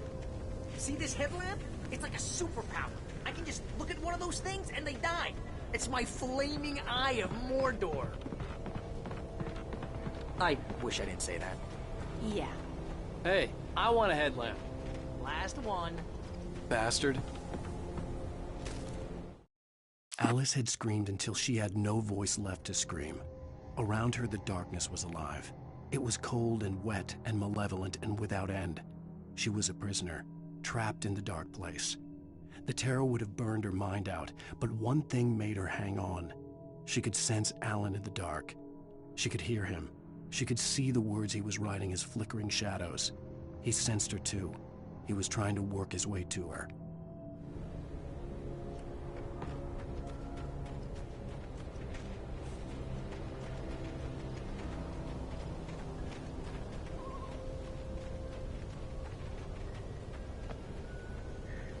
Someone throws a damn school bus at your head and you're about to take a helicopter ride with someone who may or may not have a pilot's license or cleared for departure. Right springs.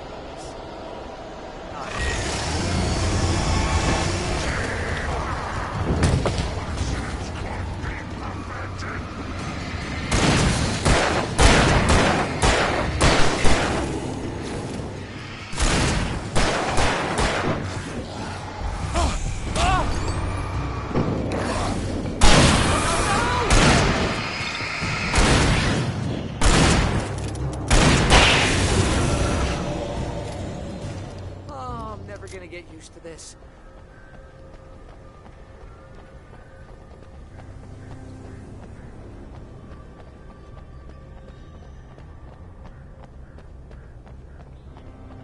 The helicopter's just up ahead. I'll need a while to prep for takeoff. Don't take too long. I want to get out of here.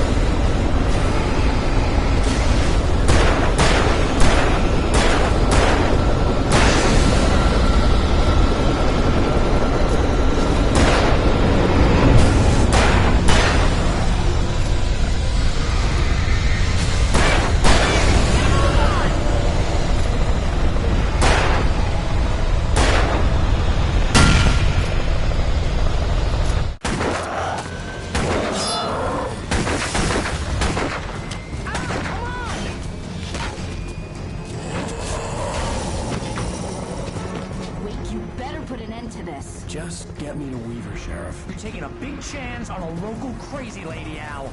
I hope you're right about her, or we can kiss this town goodbye.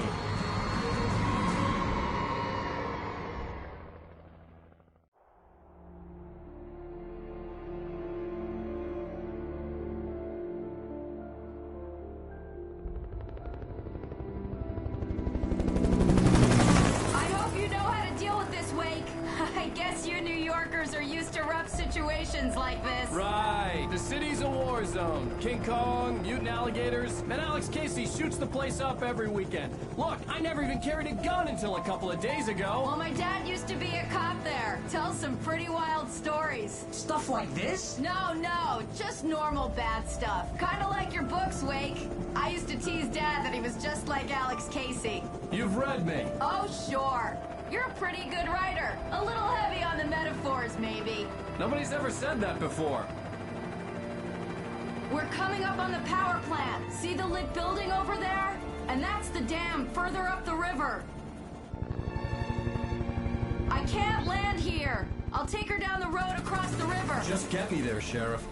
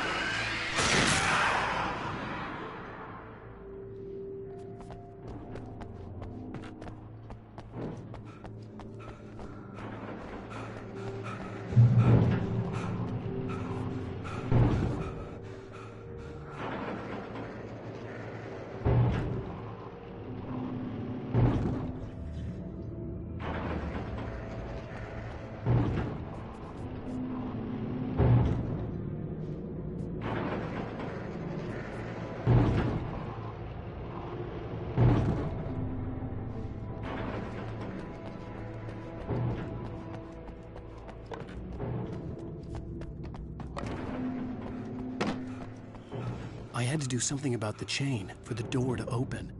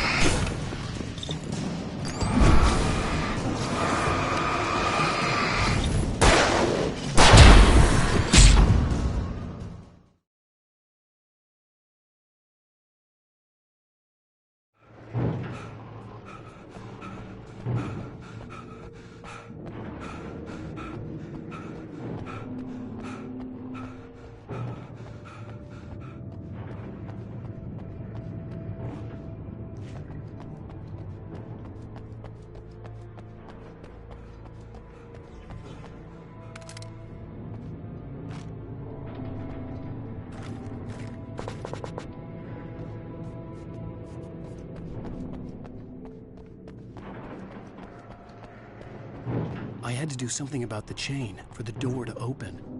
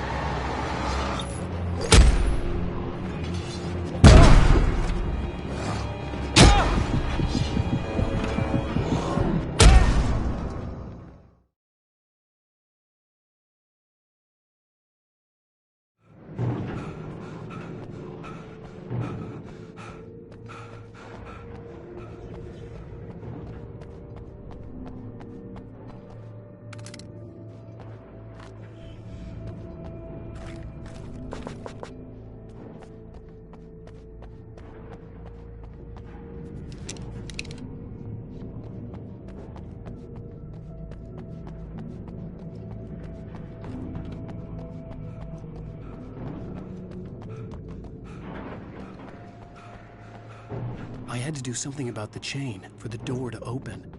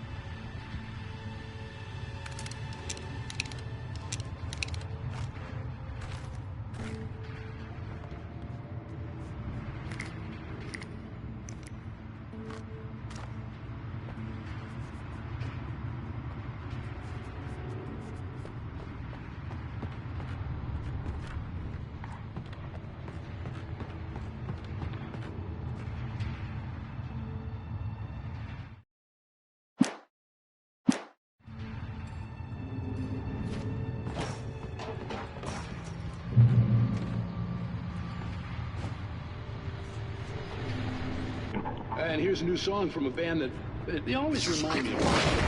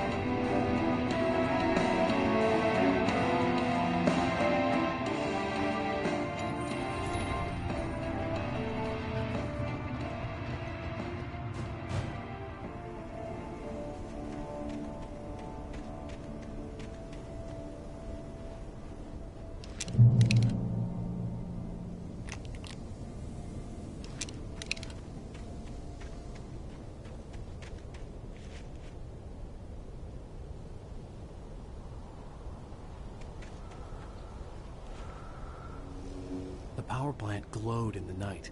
It was close, but I had to find a way across.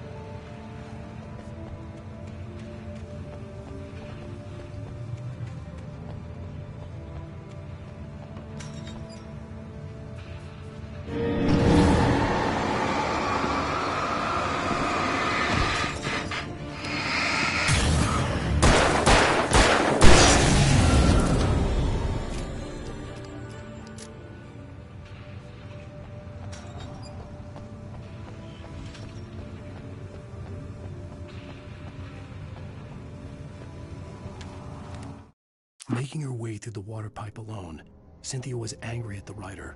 Foolish young man, taking unnecessary risks. And the way he broke the rules. Didn't he understand what was at stake? Since the terrible days in the 70s, she hadn't wavered once, as hard as it had been. She was tired of protecting the town all these long years, and now only wanted to rest.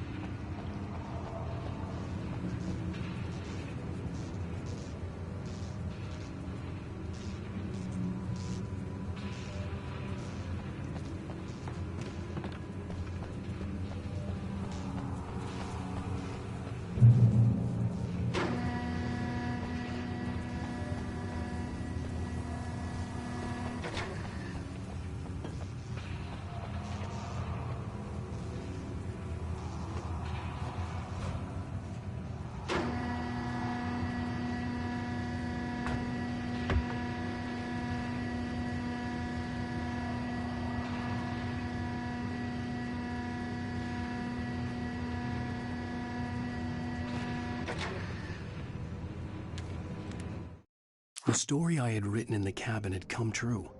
Touched by the dark presence, I had written a horror story, but the end was still missing. The story was incomplete, and the last unfinished page of the manuscript still sat in the typewriter in the cabin study. If I could get back there, if I could read the page, then I could write my own ending to this story and save Alice.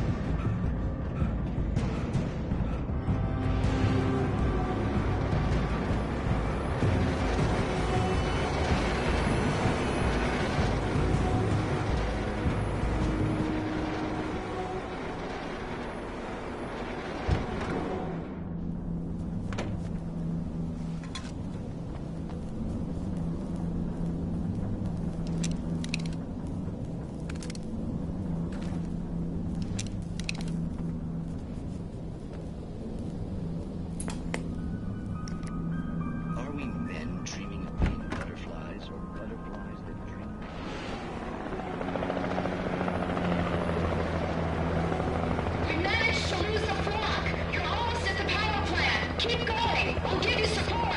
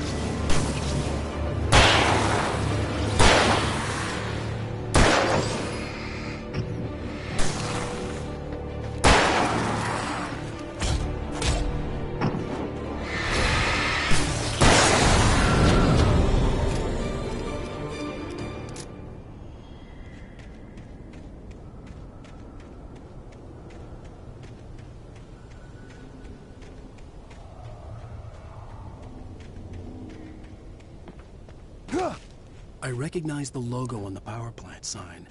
I'd seen a version of it painted all over the area, signifying hidden caches of supplies.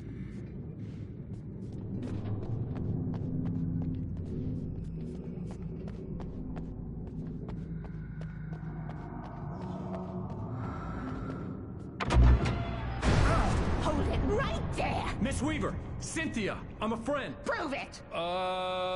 You knew Zane! Thomas Zane! You're the Lady of the Light in the song! You can help me! About time! Young man, I've been waiting a very long time for you. It's in the well-lit room.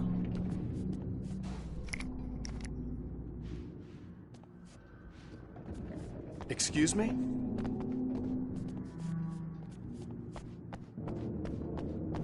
What what you'll need to drive the darkness back. The well-lit room is at the dam. I built the room to keep it safe. Will it help me find Alice? Will it get me back to the cabin? Fine, let's go. I can get my friends to come back with the helicopter. Oh, we won't go outside. Never at night. That's rule number 1. You've been breaking the rules, young man, and where has that gotten us, No, I have a secret route, a lit route, an old water pipe. Something was damaged at the transformer yard. It's drained all the reserve power. Without it, the pipe will go dark. The power to the yard must be cut. Let me guess. You want me to do it? Young man, you're the one who likes to break the rules. I can't be outside in the dark. The kill switch is outside.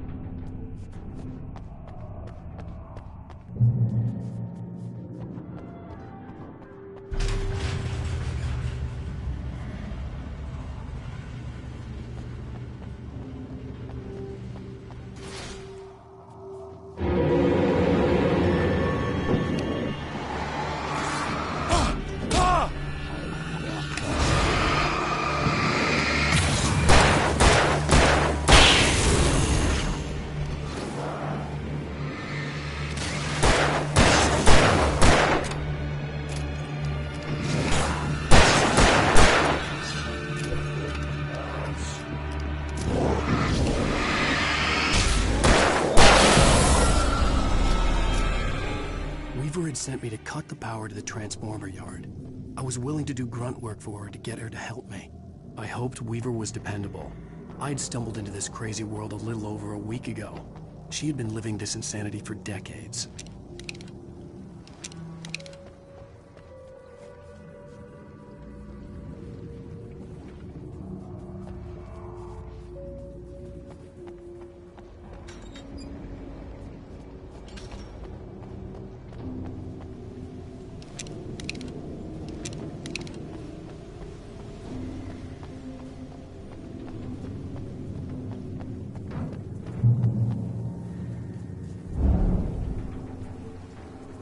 I could see the kill switch that would cut the power to the transformer yard.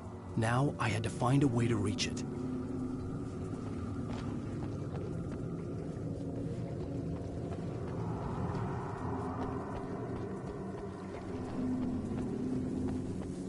If I could figure out the gates, I could use them to get to the kill switch.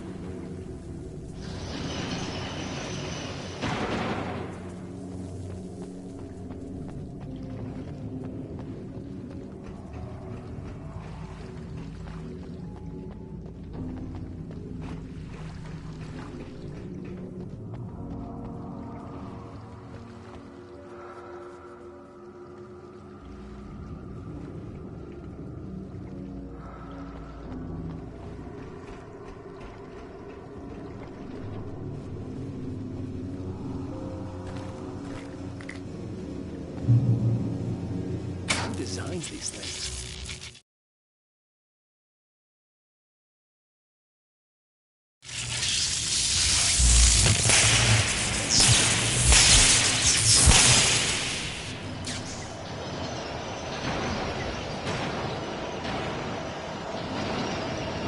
The transformer yard went dark and dead.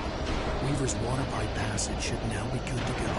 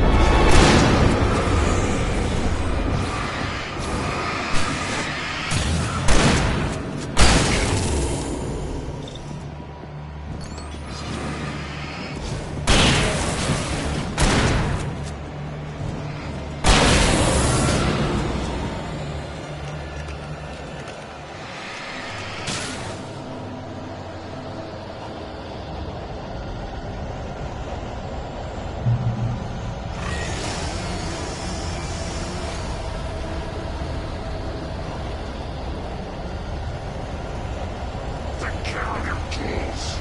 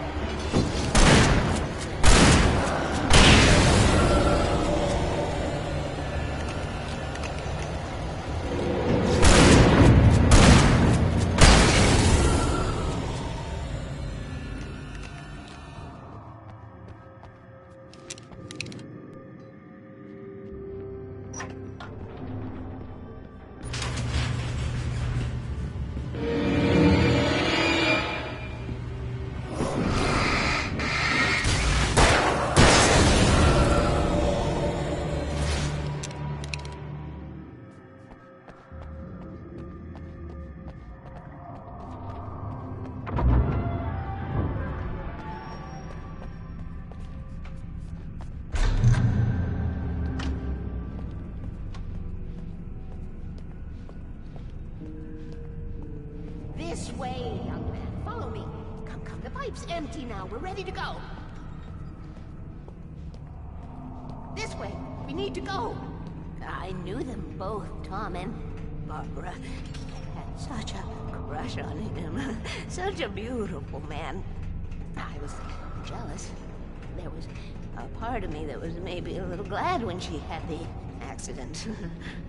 And then Tom started writing and woke the darkness up. He tried to bring it back, but you can't do that. There are no free rides like that. I'm starting to realize that. In that case, young man, perhaps you're a smarter man than Tom was. The witch looked like her, but it wasn't. Barbara was sweet. He didn't understand until it was too late. He tried to undo it, wrote himself, her, everything he'd ever written out of the world. Oh, he was so famous. And afterward, no one knew. Oh, he left only one thing behind in my camp, in case it happened again. Insurance. He trusted me.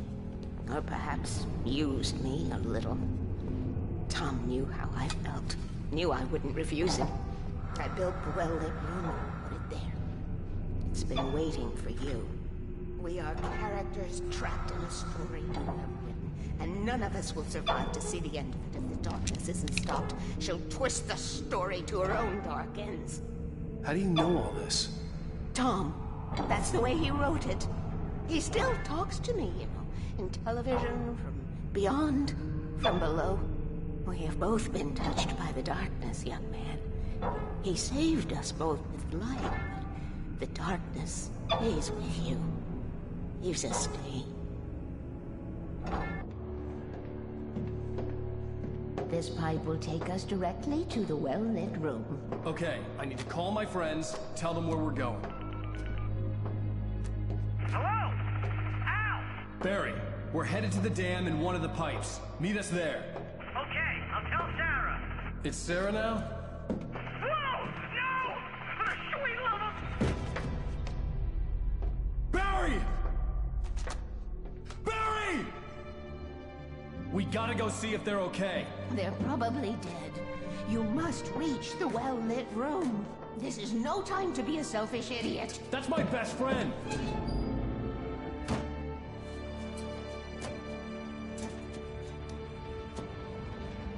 Well, be a fool. I'll use the pipe. I'll meet you at the dam if you make it.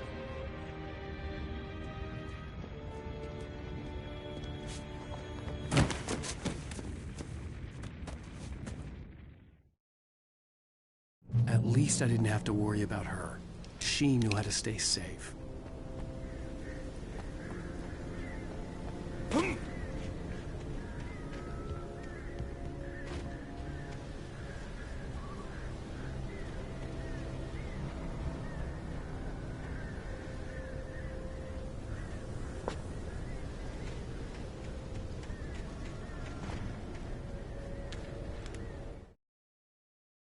Sarah was almost starting to relax.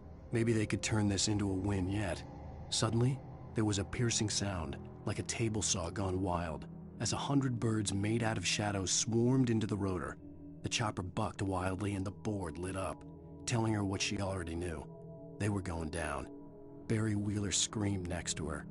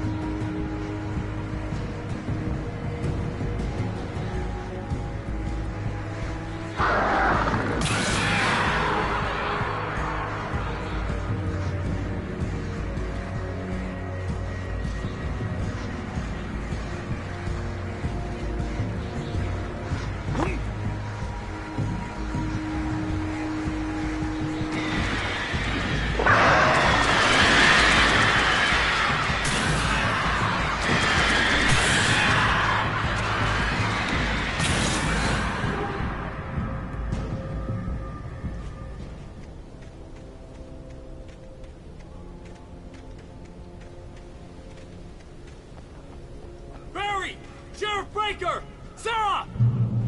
The crash site looked bad, but as far as I could tell, the wreck was empty.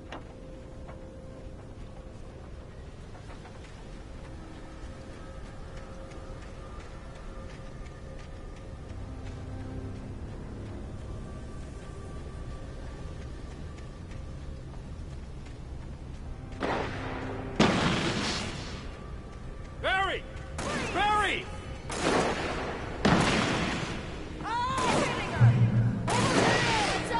Hang in there, I'm coming!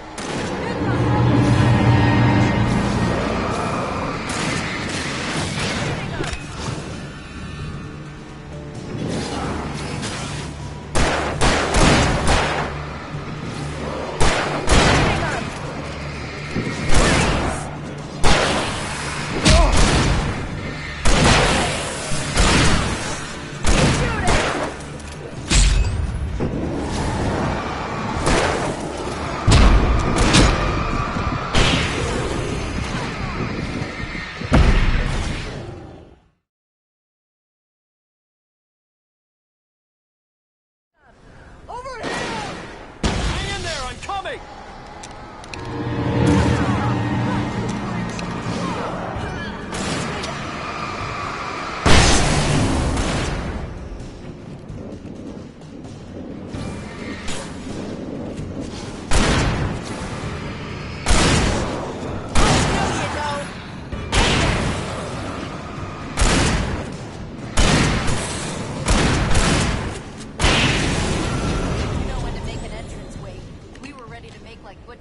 And the Sundance Kid. I have a different ending in mind. Yeah, I'm fine. Thanks for asking. I knew you'd be all right. How's that? The flaming eye of Mordor? Laugh it up, funny man. Didn't we have somewhere to go? Weaver will meet us at the dam.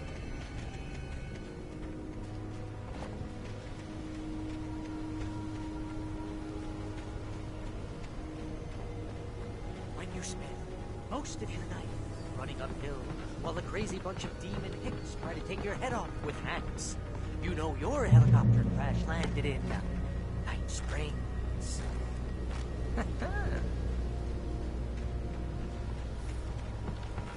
Oh, I should have kept that gym membership. You see those lights? That's the elevator we need to take.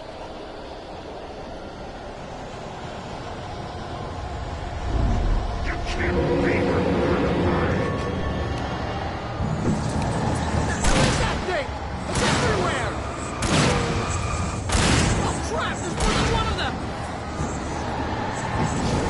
Moves like that. It's impossible. Ah! Al! Do something! Get a shot. There! Go, there! Al, they're all over the place! How many of them are there? Where are they? What is happening?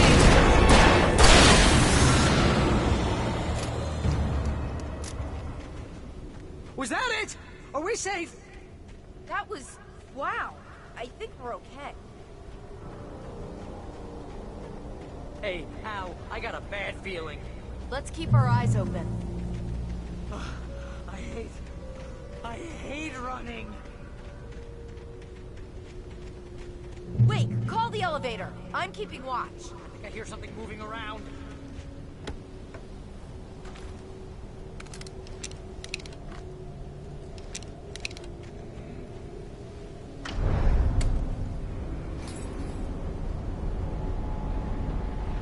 Heads up! Here they come! Oh no! Oh no!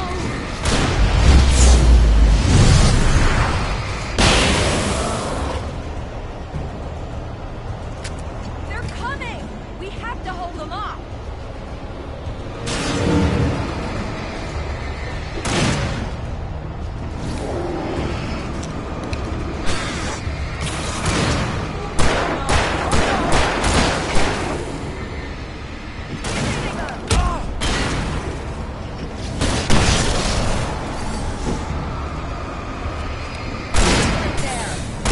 I swear this is the slowest elevator in the world!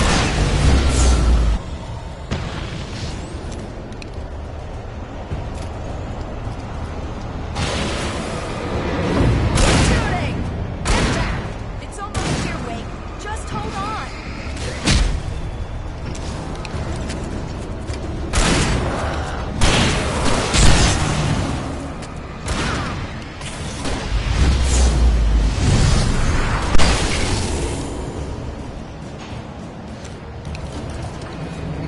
It's here! Al, let's go!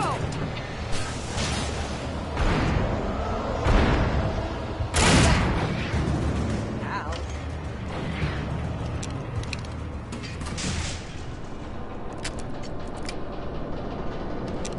We're almost there. There's an entrance into the dam at the top. What's the plan, Wake? Well, Weaver's crazy, but she's got something Zane left behind. Something to fix this. Gee, could you be a little more vague? Thomas Zane? Seriously? Might as well be Paul Bunyan or Bigfoot. Yeah, well, he was real.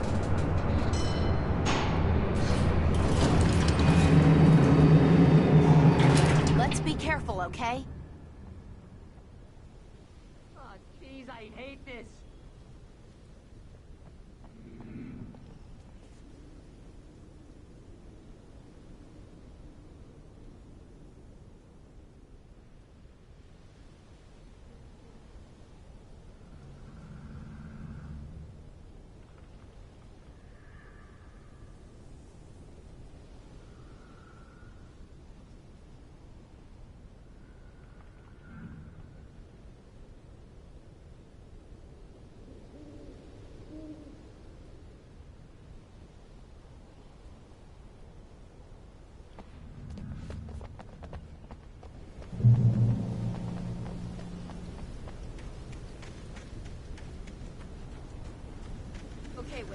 a button over there that opens the door.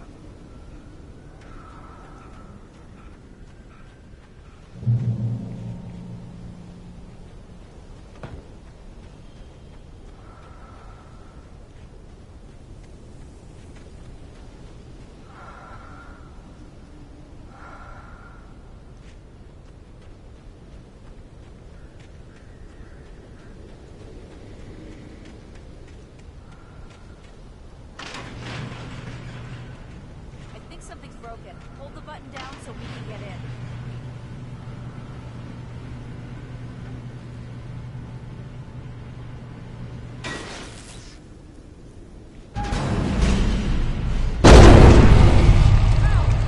What's going on? We can get to the dam through here. What's happening out there? You guys go ahead and find Weaver. She should be in the dam now. I'll have to make it alone through the top. Okay, wait. Unlock. Don't get yourself killed. Please, be careful! I'll take good care of Barry, babe. You just look after yourself.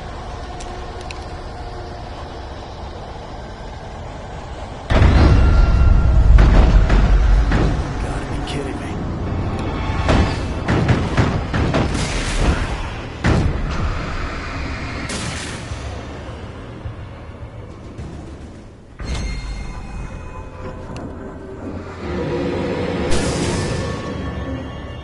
Down, boy.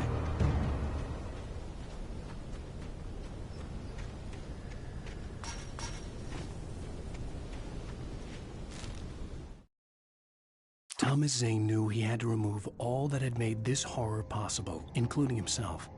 That was the only way to banish the dark presence he had unleashed and now looked at him through the eyes of his dead love. But he also knew that despite his best efforts, it might someday return. So even as he wrote himself and his work out of existence, he added a loophole as insurance, an exception to the rule. Anything of his stored in a shoebox would remain.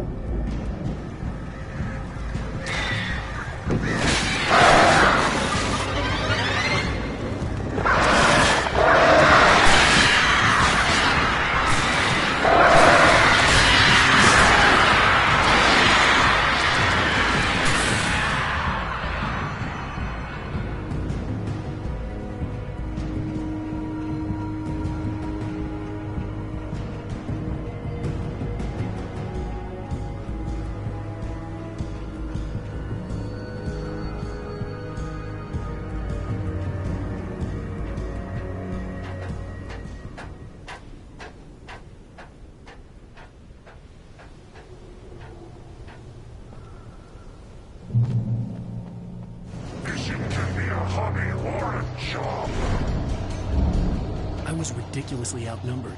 The searchlight could even the odds.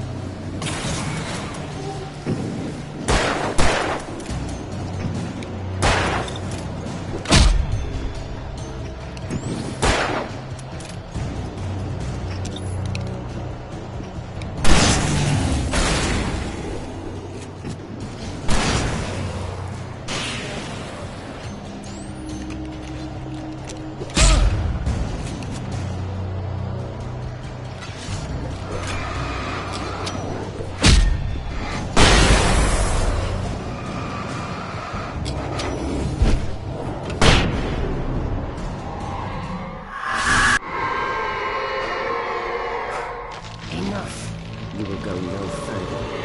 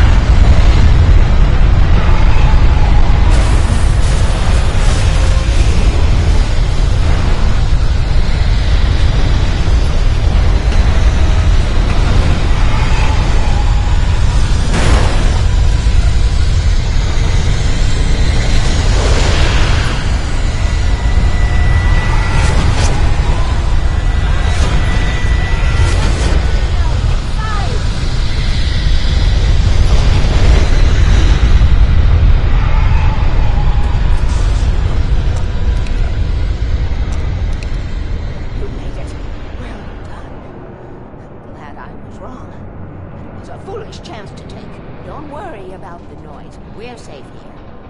I have looked after the well-lit room for many, many years now. There is no shadow in the well-lit room. The hour is fail-safe, and all the bulbs are numbered and changed regularly based on their make and model.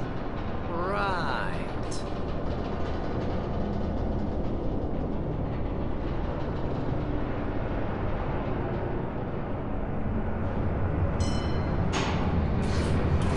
There's an old army base in Greenville.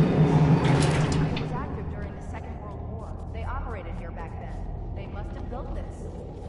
Yes, they did. It's my place now.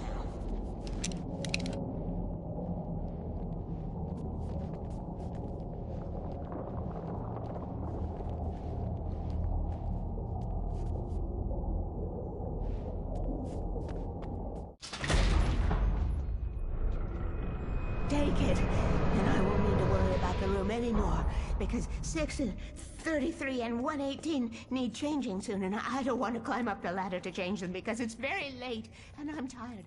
And if you take it, I won't have to do that anymore. The page was autobiographical, a memory from my childhood. But I didn't write this. It was a page written by Thomas Zane.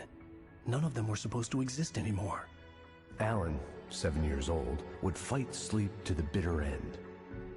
When he did sleep, he soon woke up, screaming, the nightmares fresh in his mind. One evening, his mother, sitting by his bed, offered him an old light switch. She called it the clicker, and flicking the switch would turn on a magical light that would drive the beast away. To imbue the talisman with all possible power, she added that it had been given to her by Alan's father. Alan never knew him, and anything of his took on mythical proportions in his mind. With the clicker firmly in his hand, Alan finally slept like a baby. Now, almost 30 years later, Alan thought of this as he stood on the rim of Cauldron Lake, the clicker in his hand. He took a deep breath and jumped. My mind swirled. I'd given the clicker to Alice, yet it was here. Zane had written it into existence, in a story I had written. I can get to her now. I can finish this.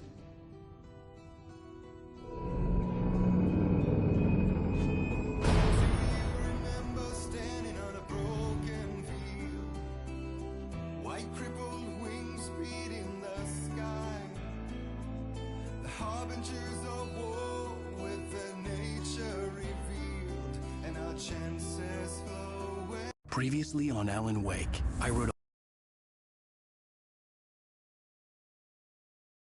a horror story that has come true. Thomas Zane did the same in the 70s. You will go no further. If I continue like the Dark Presence wants me to, the story I'm writing won't save Alice. It's a horror story. No one will survive. You knew Zane! Thomas Zane! You're the Lady of the Light in the song! He left something behind to help me. The clicker. Alan thought of this as he stood on the rim of Cauldron Lake, the clicker in his hand. He took a deep breath and jumped. I can get to her now. I can finish this.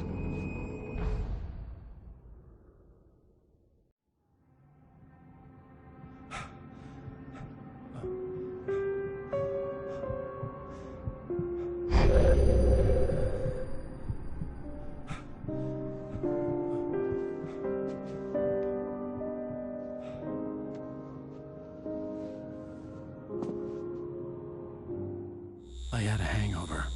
My head was about to explode and the light hurt my eyes. I needed my sunglasses and painkillers to dull the pain.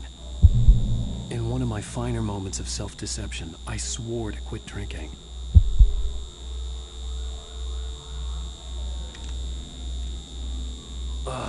The sunglasses made the world look bearable. Now I could keep my eyes open without feeling like a vampire in the sun.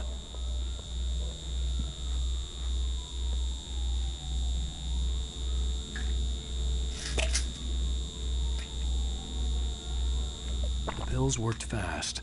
The prospect of being awake started to seem bearable again.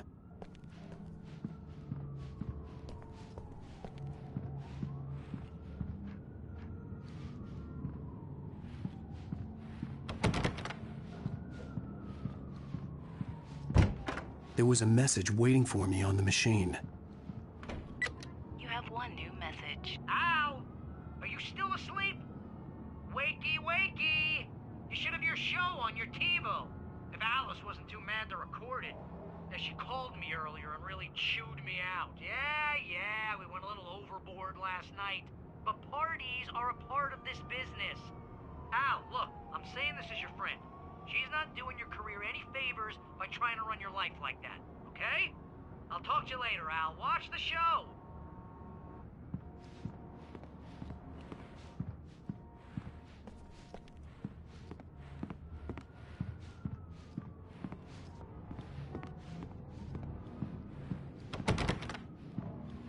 I'd been a guest on the talk show the previous night, talking about my latest book. The show was supposed to be waiting for me on our TiVo.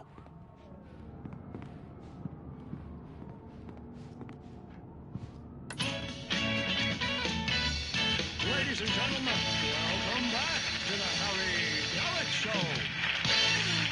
Thank you. Thank you, everybody. We have a great show tonight. I've been talking with the best-selling author Alan Wake about his new book, The Sudden Stop. Yeah, good read. Go buy it. No, it is a good read. Look, I'm gonna be honest here. Is that wise? No, but I'm gonna do it anyway. I got people who give me the lowdown on books. I'm a busy guy. But this one, I actually read from cover to cover. I mean, I'm a big fan. Wow, thanks. Now, this might be a spoiler for those who haven't read the book yet. Based on the sales figures, the 2 people out there who haven't read the book yet. But this last book is all about the death of the main character, the hard-boiled New York detective, Alex Casey. Now, there's been a lot of outrage about this. Why the hell did you kill Casey? What the hell were you thinking, man? Good riddance. No, seriously though. 7 years and 6 books is a long time. He was a gloomy guy to spend all your working hours with, and it was a good run. But it's time to explore new things. My next book will be a departure from the old for me. You selfish bastard, always thinking of yourself. Well, you've certainly given us a lot of entertainment over the years. And now that you mention it, Casey was a gloomy guy. Never had much luck with his love life with the ladies. Was that autobiographical in any way? Yeah, no kidding. Casey's lady friends tended to die on him. With Casey, it was all about his pain. No, nothing autobiographical about that. I'm a happily married man. My wife is my muse. Well, congratulations. That's great to hear. So, how's the publicity tour been treating you? Good. Great. But I gotta say, I'm glad to be back home in New York. Well, you've certainly been on the news a lot lately. Lots of parties and, you got into a fight with some paparazzi. Oh, man. Well, that guy was really in my face. I lost my temper. I know that wasn't cool. You are famous for that temper. Well, I did also write several books. Well, your latest novel is called The Sudden Stop, and it's in bookstores now. Go get it. That means the two of you out there who haven't bought it yet. Ladies and gentlemen, that's all we have for you tonight. I want to thank all our guests for the evening. Alan Wake, Sam Lake. Once more, do the face for Sam.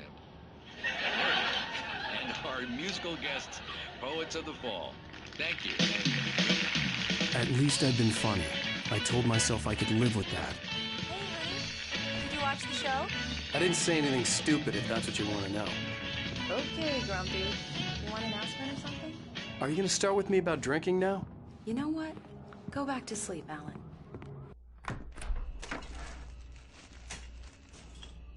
What? Now you can't even talk to me? Well, this morning I was angry because you said you'd be home at midnight and you showed up at 7 a.m. and passed out in mid-sentence.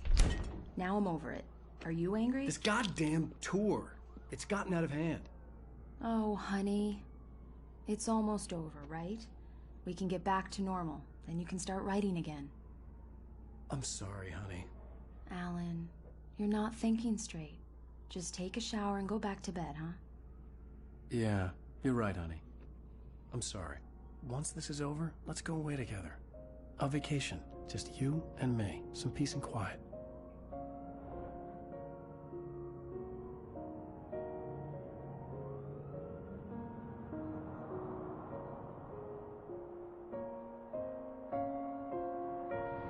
Somehow, the clicker was the key to the cabin. I had to return to Cauldron Lake to save Alice.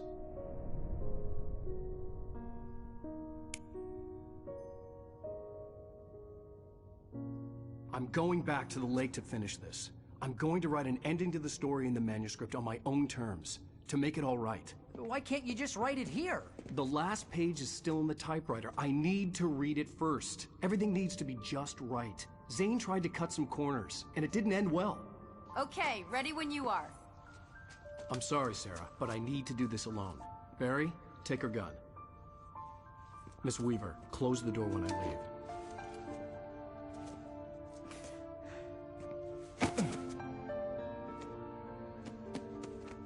Good luck, Al. See you later.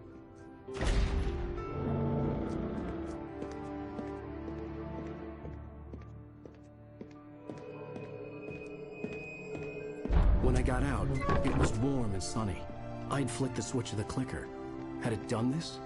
I didn't stop to question it. I had to take advantage of the sunlight to get to the lake. On Zane's page, I'd stood on the rim of Cauldron Lake, about to use the clicker. That's where I was headed.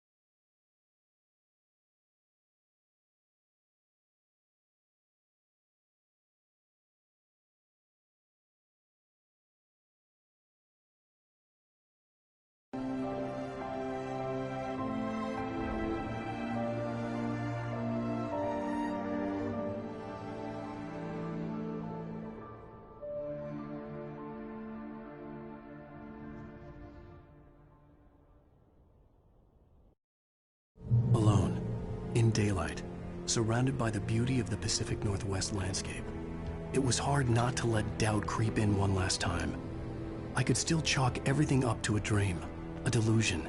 I had enough imagination to make up something like this, having been in the cabin all this time, trapped in a story inside my head, gone mad from grief over Alice's death like Hartman had claimed. There would be no way of knowing. I told myself it didn't really matter. My course was set.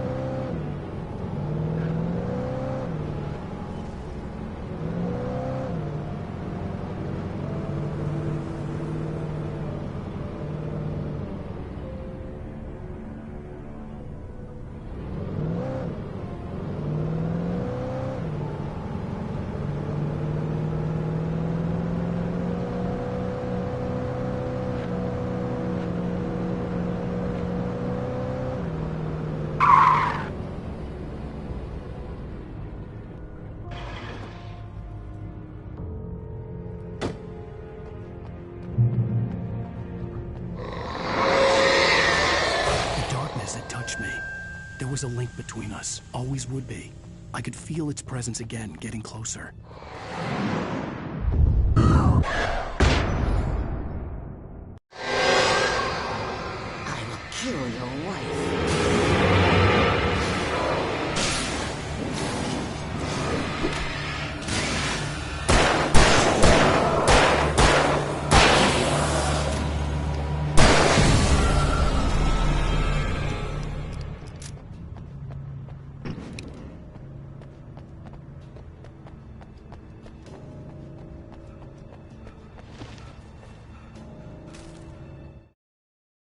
The dark presence was no longer trying to capture the writer so he could create the ending it wanted. The writer knew too much. He was too strong. And he carried a weapon left behind by Thomas Zane, something that could hurt it.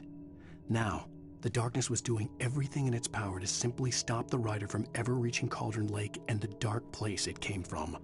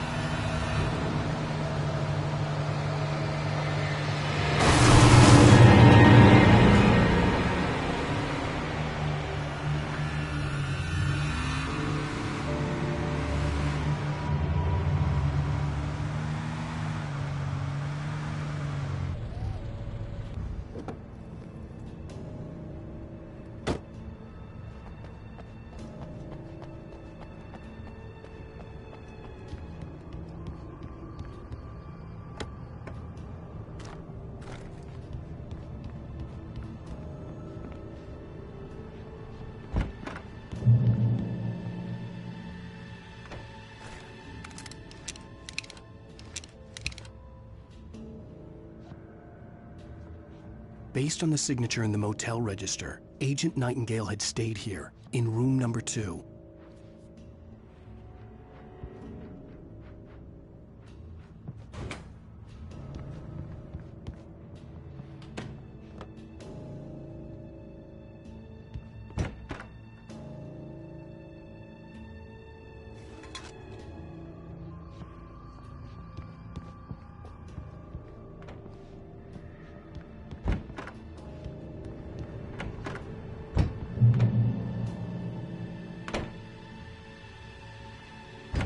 Look after yourself.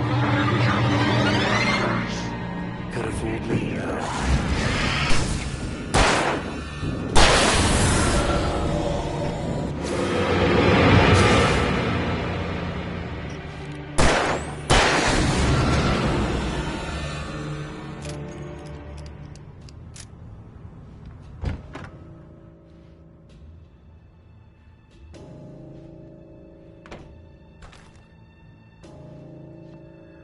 This had obviously been the room where Agent Nightingale had stayed when he hadn't been busy harassing me.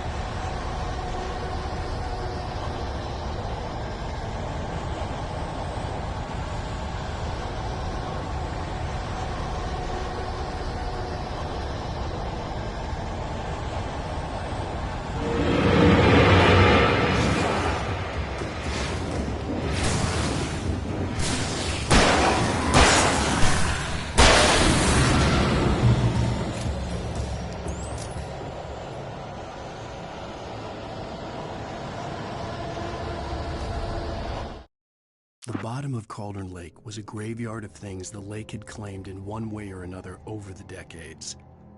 The dark presence brought them up in its wake, scattering the rotten waterlogged hull of an old boat here, the remains of a long-ago crashed airplane there, trees shattered under the impacts. The earth groaned. It didn't even notice.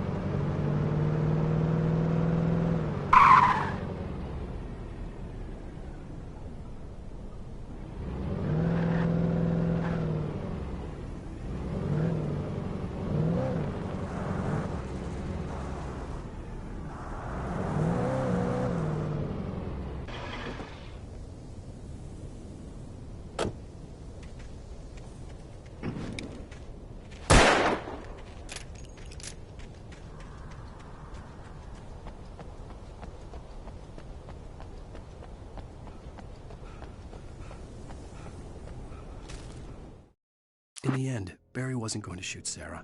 They both knew that. Once she had no chance of catching up to Wake, Barry gave up the gun and sat down on the floor, shielding his face from the merciless glare of the well-lit room. "I don't think I'm ever going to see him again," he said in a weak voice. Sarah didn't have it in her to be mad at him. Besides, he was probably right.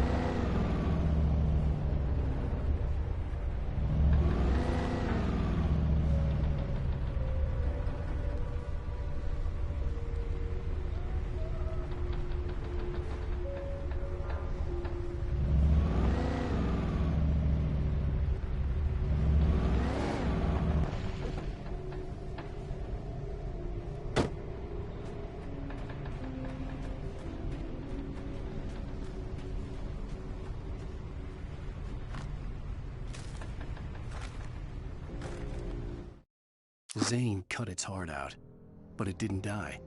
The thing that wore Barbara's face kept crooning sweet nothings sugar-laced with poison. He put on the suit, untied the monster from the chair. The thing in his arms thrashed weakly, but he held fast. He stepped outside, off the pier, and into the dark water, a sinking pinprick of light descending toward a bottom that never came.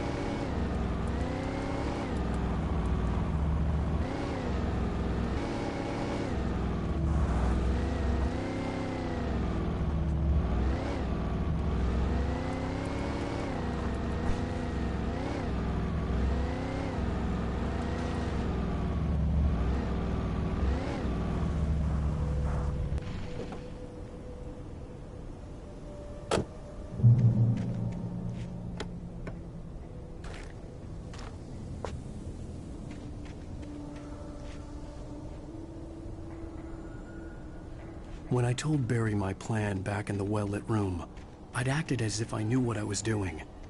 I didn't. I was operating on the shifting logic of a dream. I had to fight my way to the lake through the horrors of the night. I had to flick an old battered light switch imbued with childhood magic. I had to write a happy ending to a horror story. I had to save my wife from the dark prison she was being held in.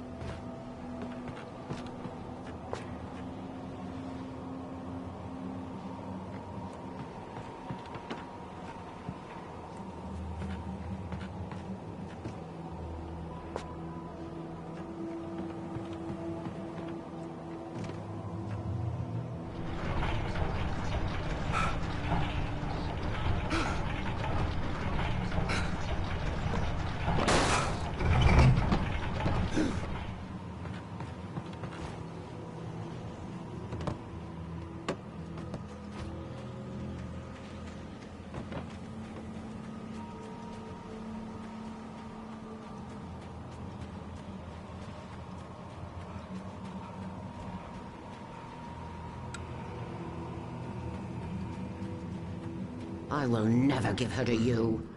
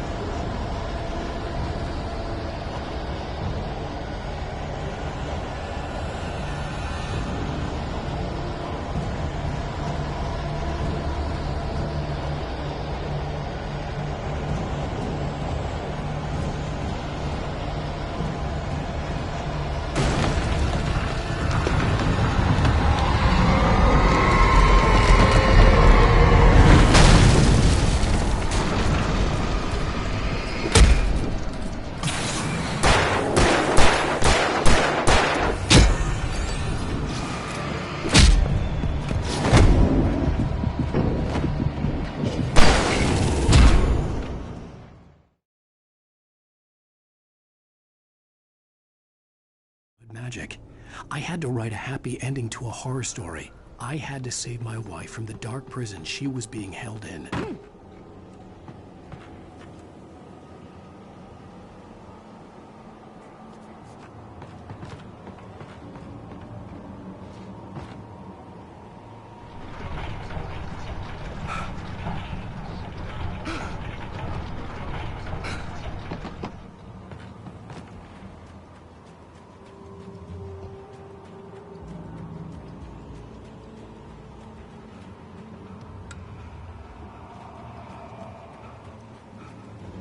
I will never give her to you.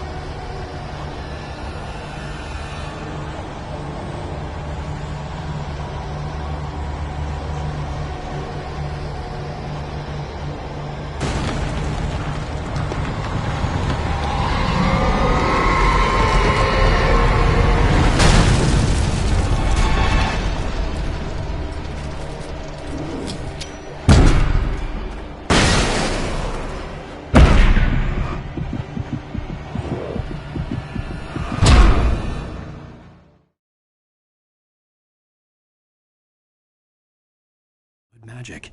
I had to write a happy ending to a horror story. I had to save my wife from the dark prison she was being held in.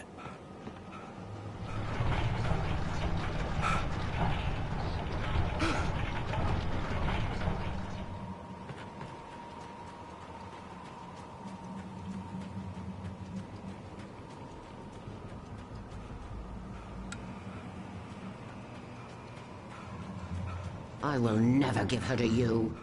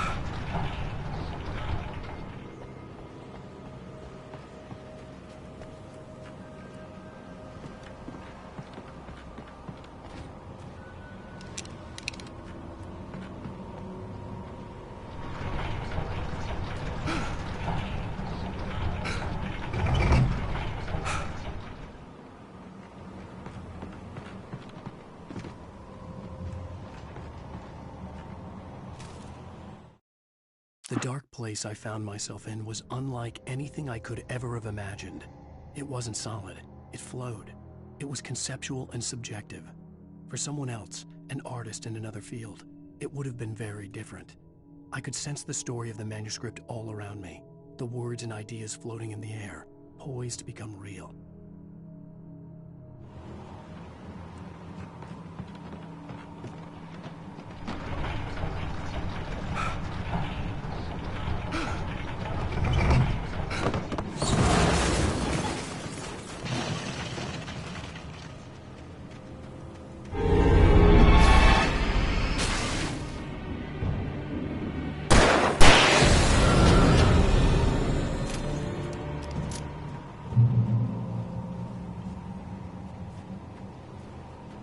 I could see Mirror Peak in the distance.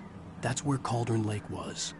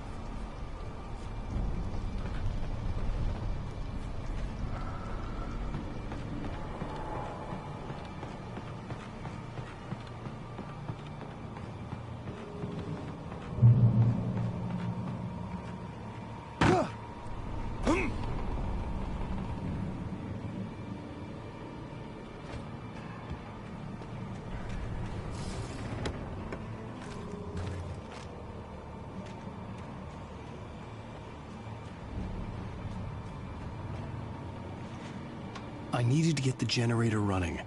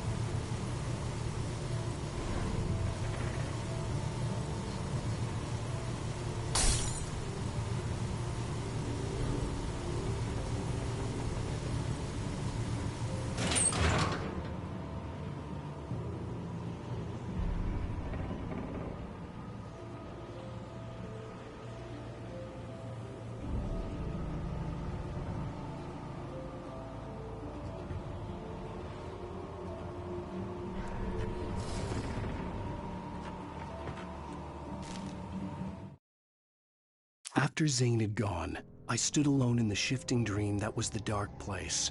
I had to find a way to the cabin. I'd written myself a way through this place in the manuscript. I followed the idea of a path. I'd written myself across the ocean that blocked my way, and with that, there was a bridge to the island beyond. The idea of the cabin flickered in the underwater darkness. I willed the cabin to be real, and it was.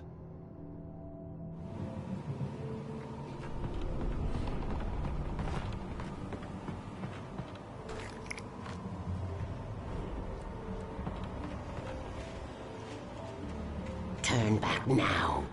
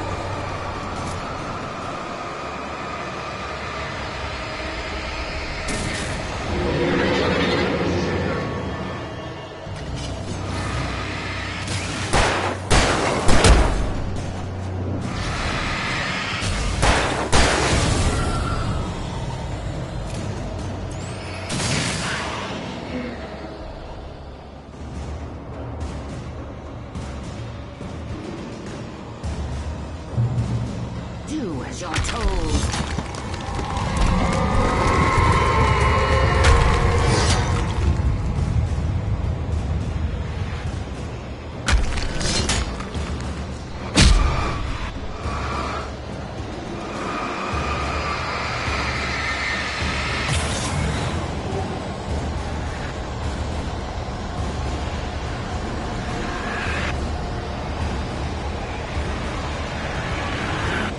Alice never loved you.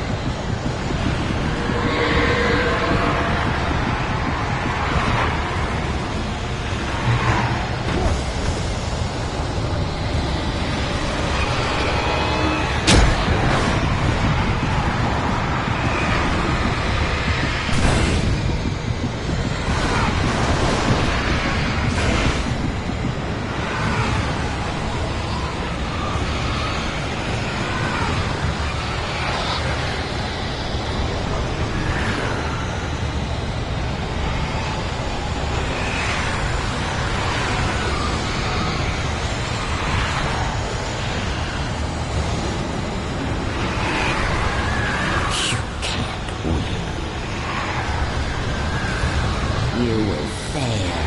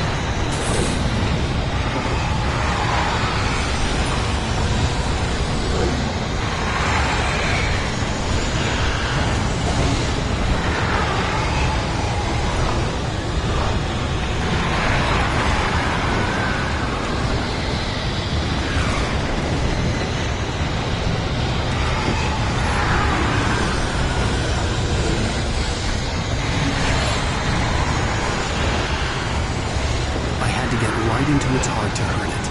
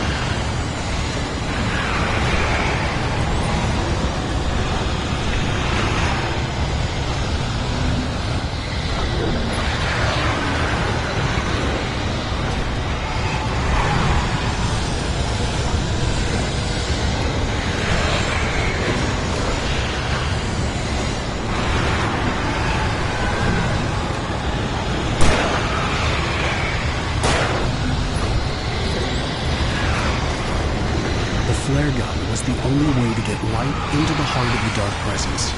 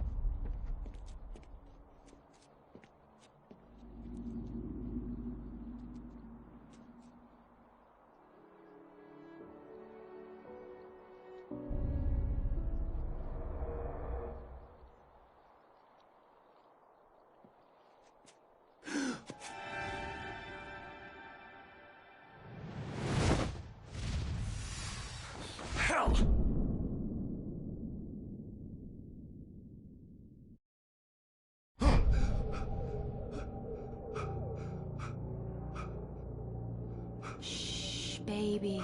You were having a bad dream. It was just another nightmare. No. Everything's fine. You're home. It wasn't a dream. Everything's fine. Turn the lights on. Turn the lights on! Shh, baby. The power's out. There's no light. Come back to bed and I'll make you forget all about your fear, darling. My fear? It's your fear. Why aren't you afraid?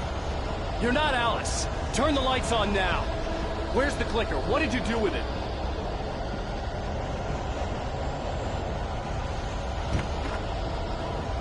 Alan, you're scaring me now.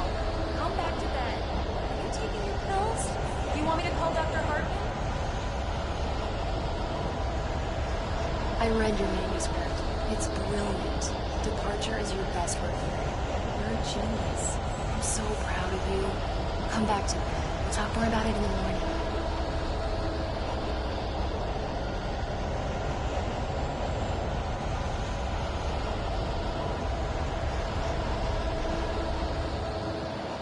Come back to bed, Alan. Come back to bedtime.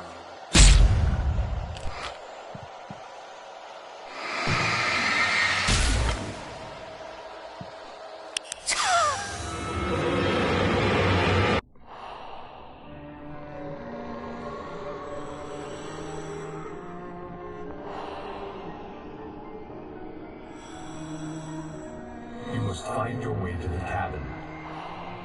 It stands in your way. It won't let you pass.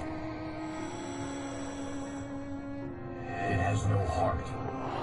It's filled with darkness. You must fill its heart with light.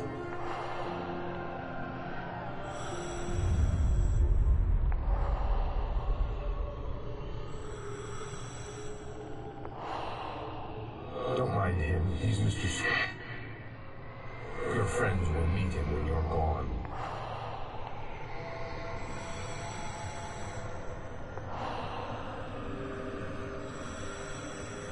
Use the clicker.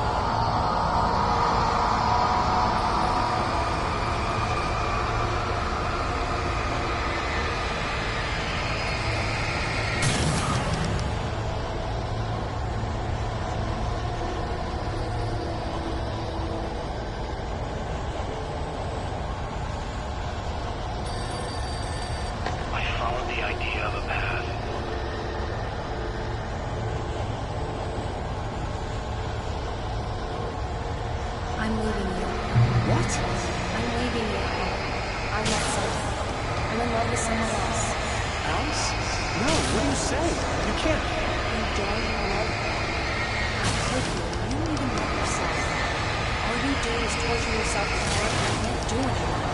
No, I love you more than anything in the world. You're my muse. I know. Who are you? What have you done with my Alice? Alan? What are you doing? Put the light back on. What are you doing, Alan? Stop! Put the light back on! It wasn't true. Nothing like that had ever happened.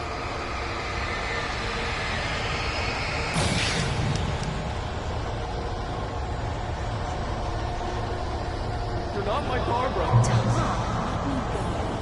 I promise to be good. Please, untie me, you naughty boy.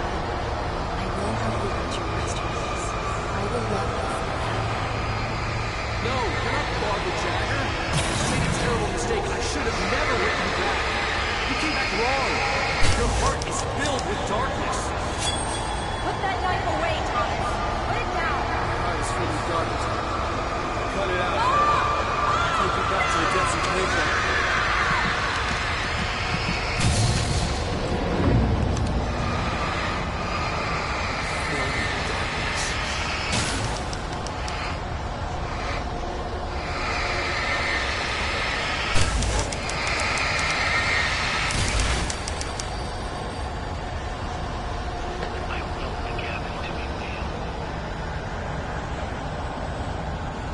Get away from me, you hag! Where am I? Let me go! Your husband refused to do as he was told. All he had to do was write what I wanted him to write.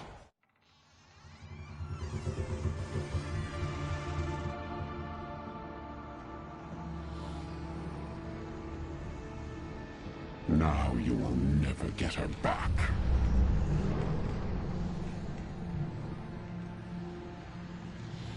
I am much older than you. Older than your first work of art. I will find a new face to wear. Someone else to dream me free.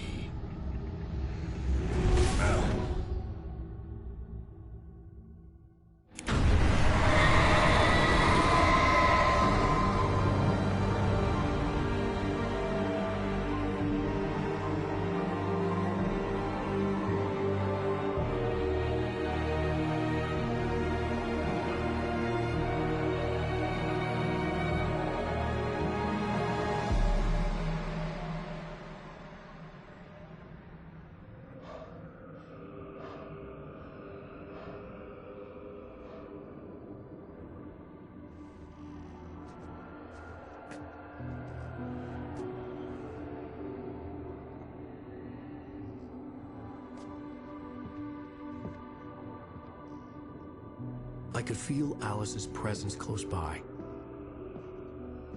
I understood what I had to do now. I knew how to write the ending to Departure. There's light and there's darkness. Cause and effect. There's guilt and there's atonement. But the scales always need to balance. Everything has a price. That's where Zane had gone wrong.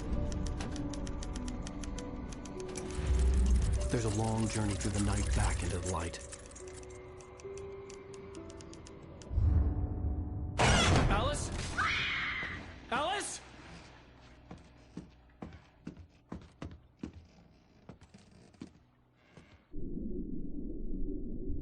Oh no!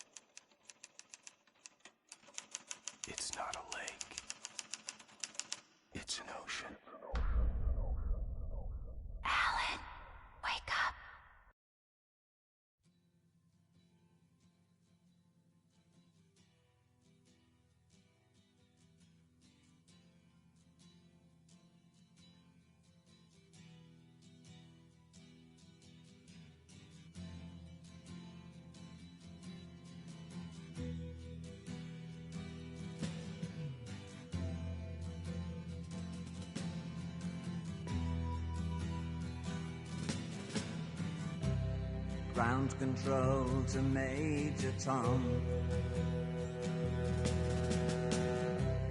Ground control to Major Tom.